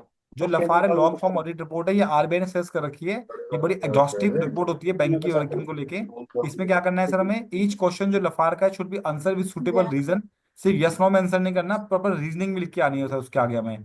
If any answer is exam negative, 500 then आपको, जब कोई आंसर अगर नेगेटिव है तो आपको उसका सपोर्टिंग होना चाहिए, नेगेटिव क्यों है, you should bring your supporting. Example के लिए फ्रेंड, लफार में एक पॉइंट आता है विंडो ड्रेसिंग का, कि क्या ब्रांच ने विंडो ड्रेसिंग करी है। कितना और friend percent you will discount find, कर विनोद जी इनको ट्वेंटी आप म्यूट फाइव कर दीजिए, कुछ डिस्टर्ब कर रहे हैं बीच में। और इसमें भी भैया, हाँ, आप देख अगर लो मेरा फ्रेंड्स उसमें बैंक, सर अगर मैं कर बैंक रहा हूँ। ब्रांच में कोई भी विंडो ड्रेसिंग हुई है अगर, 25 नहीं आता ना डिस्काउंट। 25 से आप करते ही नहीं, होगा। हाँ, अगर फ्रेंड Yes. आपकी ब्रांच में कोई विंडो ड्रेसिंग हुई है तो आपको उसको लफार में रिपोर्ट करना है फ्रेंड्स। आपको क्या विंडो ड्रेसिंग होती है, कोई सीसी ओडी अकाउंट है जो अनयूटिलाइज है, आपने 30 31 मार्च को या 28 मार्च को आपने उसको वहां से यूटिलाइज करते हुए अपने सेविंग में या उसके करंट में पैसे ट्रांसफर कर दिए, और 2 या 3 अप्रैल को आपने रिवर्स कर दिए। दैट मीन आपने क्या किए, अपने एडवांसेस को आपने इन्फ्लेट कर लिया आपने बेसिकली। एडवांस भी इन्फ्लेट हो गए, जो आपका करंट अकाउंट सेविंग अकाउंट का बैलेंस है वो भी इन्फ्लेट हो गया, और जो एनपीए की रेशियो है वो भी डिक्रीज हो गई आपकी। तो इस तरह की मैनिपुलेशन को हम लोग तो प्रैक्टिकली एमओसी के थ्रू भी ले आते हैं और लफार में भी रिपोर्ट करते हैं उसको। ठीक है सर, तो आप भी जरूर इसको आइडेंटिफाई करें, विंडो ड्रेसिंग को प्रॉपरली रिपोर्ट करें। Point number 5 of advances of LFAR is important to give complete questionnaire about the advances. कि आप जो पॉइंट नंबर 5 है लफार का, उसमें एडवांसेस के बारे में मांगी है, तो उसमें उसका क्रेडिट अप्रेजल प्रॉपर्ली हुआ नहीं हुआ, उन सब चीजों को डिटेल में करें। जब भी आप भी फाइल चेक कर रहे हो उसमें जो जो पॉइंट मिलते हैं उसको लिखते जाएं, और उन सब पॉइंट को कहीं ना कहीं लफार में कहीं ना कहीं फिट करने की कोशिश करें। जो कहीं फिट ना हो रहा उसको अदर्स में लिख दें बेसिकली आप। ठीक है, before starting of you must complete command over the question asks LFAR as during course और various point can be filled in LFAR simultaneously. अब फिर से लफार में क्या होता है, एक चीज मल्टीपल जगह होती है, तो आपको पता होना चाहिए कि वो पॉइंट कहाँ कहाँ आएगा बाद में ना, तो आपको टाइम बचाएगा आपके करने के लिए वो। ठीक है, ये कुछ सर्टिफिकेट्स के पॉइंट हो गए, आप देख लेना सर। इसमें एक इंटरेस्ट सबवेंशन बड़ी इंपॉर्टेंट है, कि इंटरेस्ट सबवेंशन का जो सर्टिफिकेट होता है आप उसमें एक्चुअल में चेक कर रहे हैं कि भैया पेमेंट टाइम से उस अकाउंट में आई है नहीं आई है। ऐसा ना हो कि सिर्फ कोई पलटा हो गया वो अकाउंट के अंदर, या कोई ट्रांजेक्शन घूमी है उसको इंटरेस्ट सबवेंशन देने के लिए, उसको जरूर आप क्लोजली चेक करें बेसिकली। ठीक है सर, ये आपके कुछ पॉसिबल एरिया से एमओसी के जो मैंने आपसे डिस्कस करे। चेंज ऑफ क्लासिफिकेशन और advance from standard to sub standard to doubtful to loss asset, इसको जरूर चेक करें कि प्रॉपर्ली हुआ नहीं हुआ। जो अकाउंट ऑलरेडी एनपीए है उन पे इनकम का रिवर्सल हुआ नहीं हुआ, इसको चेक करें। ऑलरेडी अकाउंट जो एनपीए है, ठीक है, बट सिक्योरिटी का इशू है, 3 साल से पुरानी उसमें सिक्योरिटी रिपोर्ट वैल्यूशन रिपोर्ट लगी हुई है, उसको चेक करें। क्रॉप्स, डेटर्स, स्टॉक के बेस पे आपने सिक्योर दिखा रखा है। कोई भी अगर परफॉर्मिंग अकाउंट है, शोन है सिक्योर, पर सिक्योरिटी नहीं है उसकी, ठीक है, उसको भी आप देखें। In case of fresh NPA found, then pass MOC for change of classification, reversal of unrealised income and provisioning both. दोनों तीनों दो तीन एमओसी बनेंगे आपके उस केस के अंदर। Account is NPA but only the account is treated as NPA while all the loan account of same borrower will be NPA. ये भी बड़ा कॉमन मिलता है इसके अंदर। Wrong rate of interest charge, sanction letter में अलग लिखा है रेट ऑफ इंटरेस्ट, सिस्टम में अलग पंच हो रखा है। प्रोविजन ऑफ एक्सपेंस नहीं बुक कर रखे आपने 31 मार्च 26 को, वो सारे आपको बुक कराने हैं आपको। सब इनकम रिमेन अनअकाउंटेड। आपके इंस्पेक्शन चार्जेस आपने बुक ही नहीं करे, बेसिकली डेबिट ही नहीं करे आपने, तो वो आपको जरूर करने हैं। इसके बाद सर आगे चलते हैं सर। आप फ्रेंड कोई भी प्री फिल्ड रिपोर्ट पर रिलाई ना करें, ठीक है सर, आप सबको चेक करें प्रॉपरली और उस पर काम करें। दो तीन इंपॉर्टेंट, एक फ्रेंड यूडीएन को लेकर बड़ा डाउट रहता है कि हमें बैंक ब्रांच ऑडिट में कितने यूडीएन निकालने हैं बेसिकली। तो इसका आंसर है एक। आज के डेट में टैक्स ऑडिट तो बैंक ब्रांच में होता नहीं है, तो इसके अलावा जितनी भी रिपोर्ट्स है सबके लिए एक सिंगल यूडीएन निकलेगा आपका, चाहे वो इंडिपेंडेंट ऑडिट रिपोर्ट है, लफार है, घूस जलानी है, अदर सर्टिफिकेट, सबके सिंगल यूडीएन। और वो यूडीएन आपको हर जगह लिखना है आपको, ठीक है। और फिर आपकी फ्रेंड बैलेंस शीट में अगर एमओसी है तो बैलेंस शीट के नीचे लिख के आए सब्जेक्ट टू एमओसी, वो लिख के आए, उसके बाद ही साइन करें बेसिकली। ऐसा ना हो कि एमओसी है, ठीक है, और आपने लिखा है सब्जेक्ट टू एमओसी, आपकी जो बैलेंस शीट है वो सब्जेक्ट टू एमओसी है, उसको जरूर वहां पे आप लिख के आए, ठीक है सर। इसके अलावा फ्रेंड जब आप ब्रांच से निकलेंगे तो आपको अपना एमआरएल जरूर साइन करा के लेना है, आपको एंगेजमेंट लेटर लेना है साइन करा के, जो आपका अपना सेट है वो लेना है, आपको साइन करा के लेना है बेसिकली, ठीक है। तो ऐसे करके जो आपका बिल है, आपकी अटेंडेंस है, वो सब चीजें आपको अपने साथ लेके आनी है प्रॉपरली बेसिकली, ठीक है सर। आगे चलते हैं सर, कुछ इंपॉर्टेंट चीज पे काफी हद तक कवर कर लिया। एक फ्रेंड तीन में इंपॉर्टेंट, दो इंपॉर्टेंट बात डिस्कस करूंगा आपसे मैं, फिर अपना सेशन क्लोज करूंगा आज का मैं, ठीक है। एक तो फ्रेंड आपका है गोल्ड लोन को लेके। अभी 2 साल से फ्रेंड, 2-3 साल से क्या हुआ, गोल्ड के प्राइस मल्टीपल फोल्ड बढ़ गए हैं, तो इसलिए गोल्ड लोन में बहुत ज्यादा फ्रॉड होना स्टार्ट हो गया है, ठीक है सर। गोल्ड लोन में क्या हो रहा है सर, एग्जाम्पल के लिए, एक गोल्ड लोन दिया आपने, एक गोल्ड लोन की लाइफ होती है 1 साल की, 12 महीने की लाइफ होती है, और वो एक बुलेट पेमेंट की तरह पैसा आता है और वो लोन खत्म होता है। ये गोल्ड लोन का नेचर होता है बेसिकली, ठीक है सर। अगर गोल्ड लोन में आपने क्या कर रखा है सर, अगर फ्रेंड गोल्ड लोन के अगेंस्ट आपने सीसी या ओडी दे रखी है तो कोई दिक्कत नहीं है, लेकिन वो गोल्ड लोन ही है अगर आपका, ठीक है, उस केस में क्या होगा, सपोज करो 28 मार्च 2025 को आपने एक फ्रेश लोन दिया लास्ट ईयर, और इस बार क्या हुआ अब उसके पैसे आने चाहिए थे, पैसे आए नहीं, लेकिन गोल्ड की वैल्यू बढ़ गई, तो 27 मार्च को क्या किया, तो 10 लाख रुपए का आपने लोन दे रखा था, 15 लाख रुपए गोल्ड के अगेंस्ट, 15 लाख का गोल्ड 20 लाख का हो गया, ठीक है सर। तो आपने 27 मार्च 2026 को क्या किया, आपने उसको एक फ्रेश लोन दिया, और उस लोन से क्या हुआ, उसके पुराने लोन की रीपेमेंट हो गई, बाकी रिमेनिंग पैसा उसने कैश निकाल लिया या उसके सेविंग में ट्रांसफर हो गया। तो आरबीआई कहता है कि this is the evergreening of the account. इस हिसाब से तो फ्रेश पैसा कभी अकाउंट में आएगा ही नहीं, ठीक है सर। यह आपका आरबीआई का सर्कुलर है 30 सितंबर 2024 का। ये कहता है कि ऐसे अकाउंट को आपको एनपीए बनाना है जिसमें पुराना वाला लोन फ्रेश फंड से खत्म नहीं हो रहा, नए लोन से खत्म हो रहा है। इसमें एक इश्यू और है सर आपका, एक इश्यू ये है इसके अंदर कि आपका एक ही एसेट पे दो लोन हो गए फॉर सम टाइम के लिए, फाइनेंसिंग बेसिकली रीफाइनेंसिंग हो गई आपकी, वो भी अलाउड नहीं है एज पर आरबीआई। इसलिए आरबीआई इसको बोलता है कि इस तरह से अगर हो रखा है तो आपको उसको एनपीए बनाना है। फिर प्रैक्टिकली हमने क्या देखा कि बैंक ने क्या किया, 27 तारीख को एक नया लोन दिया, वो पहले उस कस्टमर के सेविंग अकाउंट में गया, उस सेविंग अकाउंट से पैसा आया उस कस्टमर के पुराने वाले गोल्ड लोन के अंदर, वो लोन अकाउंट बंद हो गया बेसिकली।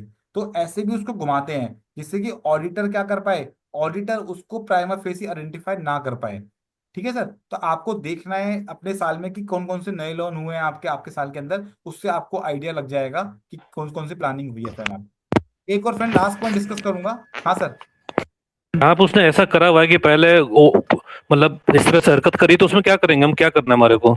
हमें सर देखो उस केस में उसको एनपीए बना के आना है, एमओसी पास करके उसको एनपीए बना देंगे, जो नया लोन, नए वाले लोन को, नए वाले हाँ, गोल्ड लोन को, जो 31 मार्च 2026 को लोन आउटस्टैंडिंग आ रहा था उसको एनपीए बना देंगे सर हम, जो नया ठीक। पुराना तो उसने कर दिया बराबर, नया जो खड़ा पुराना रह क्लोज हो गया है। गया सर, हाँ नए लोन ठीक को। है, ठीक और ठीक सर मैं ठीक। आपको प्रॉमिस कर रहा हूँ सर, इसको एमओसी पक्का मिलेगा। पिछली बार हम 16 अकाउंट एनपीए बना के आए थे इसके ऊपर ही सर, नहीं तो होता इसकी है, नई देखा है सर, प्रैक्टिस है, होता है, तो होता है, इसका भी होता नई है। प्रैक्टिस है। और अभी भी क्या गोल्ड के रेट बढ़ रहे हैं, जिस दिन गोल्ड के रेट हम्म। कम होना स्टार्ट हो जाएंगे ड्रास्टिकली, तब ये चीज खत्म होगी सब आ गया काम के अंदर।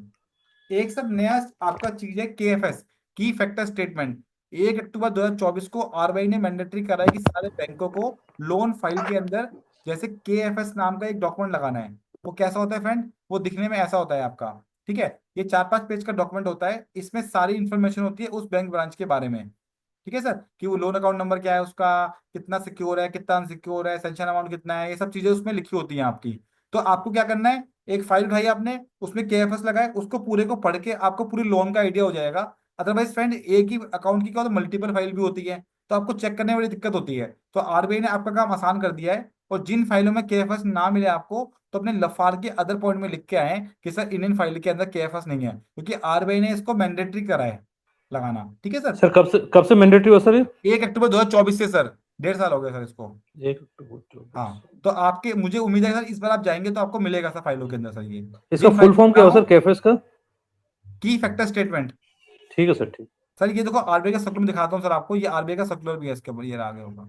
अरे सर आपने कह दिया उससे बड़ा हाँ नहीं, आरबीआई का सर्कुलर है सर ये, नहीं आरबीआई नहीं, इशू। आपने कह दिया, क्या बात है। इवन सर इस केएफएस के अंदर इसमें क्या होता है सर, आपको जो ईएमआई का अमाउंट है उसका ब्रेकअप भी होता है। कितनी बार सर हमें सिस्टम खोलना पड़ता है चेक करने के लिए, लेकिन इसमें एनेक्सर सी के अंदर, आपका बी के अंदर आपको पूरा उन्होंने वो दे रखा होता है कि ईएमआई का कितना कितना अमाउंट है, कैसे कैसे है आपका। तो ये आपको बड़ा हेल्प करेगा उसके अंदर। एक second sir, I am free in 5 minute basically, please give me 5 minute. मेरे ऑनलाइन सेशन चल रहा है मेरा, 5 मिनट तक, आधे घंटे में आ जाऊंगा। ठीक, ठीक, ठीक। ठीक है सर, तो ये आपका केएफएस हो गया, आपका की फैक्टर स्टेटमेंट आपका। ठीक है सर। सर ये, संगम जी, हाँ जी सर। ये 1 अक्टूबर 24 से तो चलो मैंडेटरी कर दिया, वो फ्रेश लोन में तो मिलेगा, पुराने लोन में भी क्या हाँ उनको डालना सर, पड़ेगा? मैं वही आपको बता रहा हूँ सर। आरबीआई ने बोला कि 1 अक्टूबर 2024 को जो भी लोन आउटस्टैंडिंग है बैंक ब्रांच की बुक्स के अंदर, उसमें ये हाँ। फॉर्म अप्लीकेबल है। जो लोन खत्म हो चुके हैं उन पे नहीं करना, लेकिन 1 अक्टूबर 2024 को जो भी आउटस्टैंडिंग आ रहा है, चाहे वो नया लोन हम्म। हो, चाहे वो फ्यूचर में नया लोन दे, पुराना लोन, सब पे लगाना है सर उनको बेसिकली। तो नहीं है तो ओनली लफार में रिपोर्टिंग जाएगी इसकी, अगर हाँ, नहीं लफार रखा में तो? अदर में रिपोर्ट कर दे, जिससे कि अगली बार नए हमारे किसी और ब्रदर को मिल जाए अगली बार सर ये चेक करने को। That great sir, great. ठीक है सर। और ये सर मेरा हो गया सर, सब कुछ मैंने कवर कर लिया। थोड़ा सा जीएसटी वाला पार्ट है सर इसके अंदर, वो आप लोग पढ़ लेना सर, क्योंकि मुझे पता है सर टाइम बहुत लिमिटेड होता है ऑडिट करने के लिए भी। जैसे सेशन का टाइम भी लिमिटेड है, और वैसे ही ऑडिट करने का टाइम भी लिमिटेड है। तो अगर आपको लगता है कि आपने अब तक जितना सुना उसके बेस पे आप 8-10 अच्छे क्वांटम के एमओसी निकाल चुके हैं, तो जीएसटी पे इतना आपको फोकस करने की रिक्वायरमेंट नहीं है। रीजन बिहाइंड, सारा का जीएसटी उनका हेड ऑफिस या जोनल ऑफिस से ऑपरेट होता है। अगर आप जिस ब्रांच का ऑडिट कर रहे हैं, जोनल का ऑफिस कर रहे हैं, तो उस केस में आपको जीएसटी वाला पार्ट थोड़ा सा डिटेल में पढ़ने की आपको रिक्वायरमेंट है। अदरवाइज नहीं भी पढ़ेंगे तब भी आपका काम चल जाएगा। जितनी जीएसटी की बेसिक नॉलेज आप पे ऑलरेडी है, उससे आपका काम चल जाएगा बड़े आराम से बेसिकली। बाकी sir, thank you so much for patience listening. Almost we have taken 1.5 hour to discuss this all this thing in detail.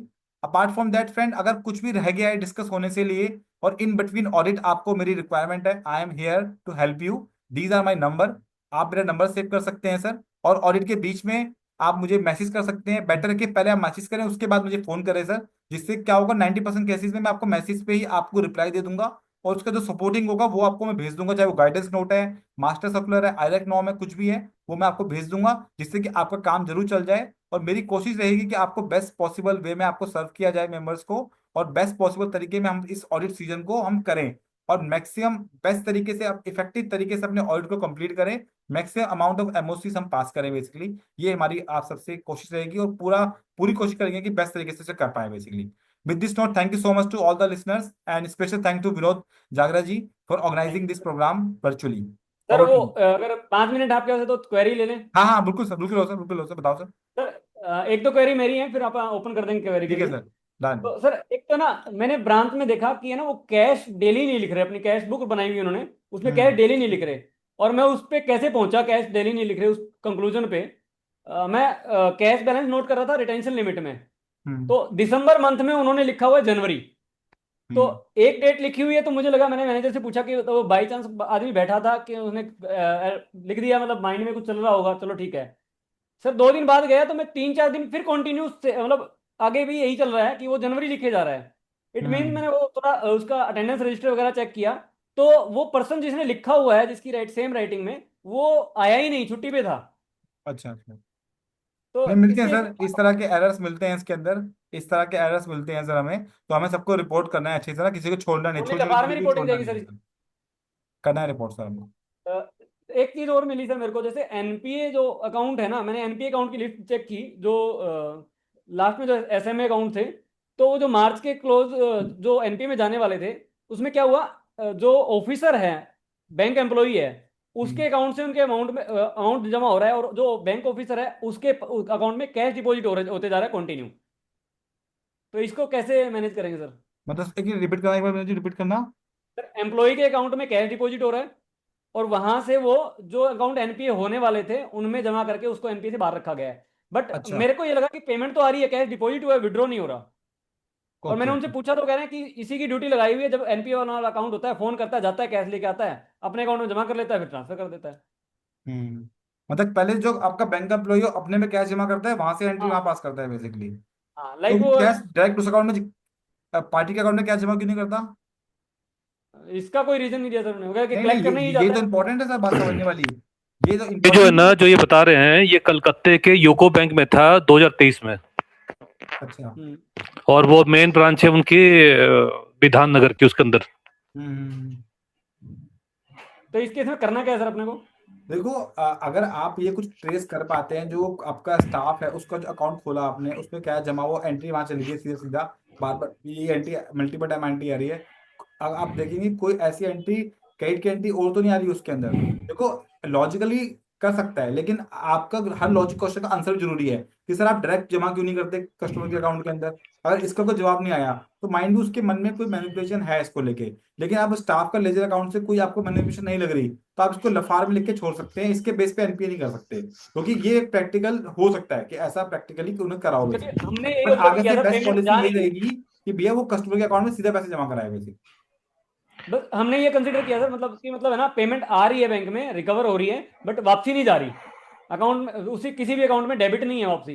It means कि मतलब ओके है, हाँ मतलब देखो, उस अकाउंट में क्या होगा, वो मेरा सीसी पैसा अकाउंट थे, कलेक्ट क्या हो। अकाउंट थे? क्या? क्या वो सर? सी, वो सीसी अकाउंट थे, सीसी अकाउंट।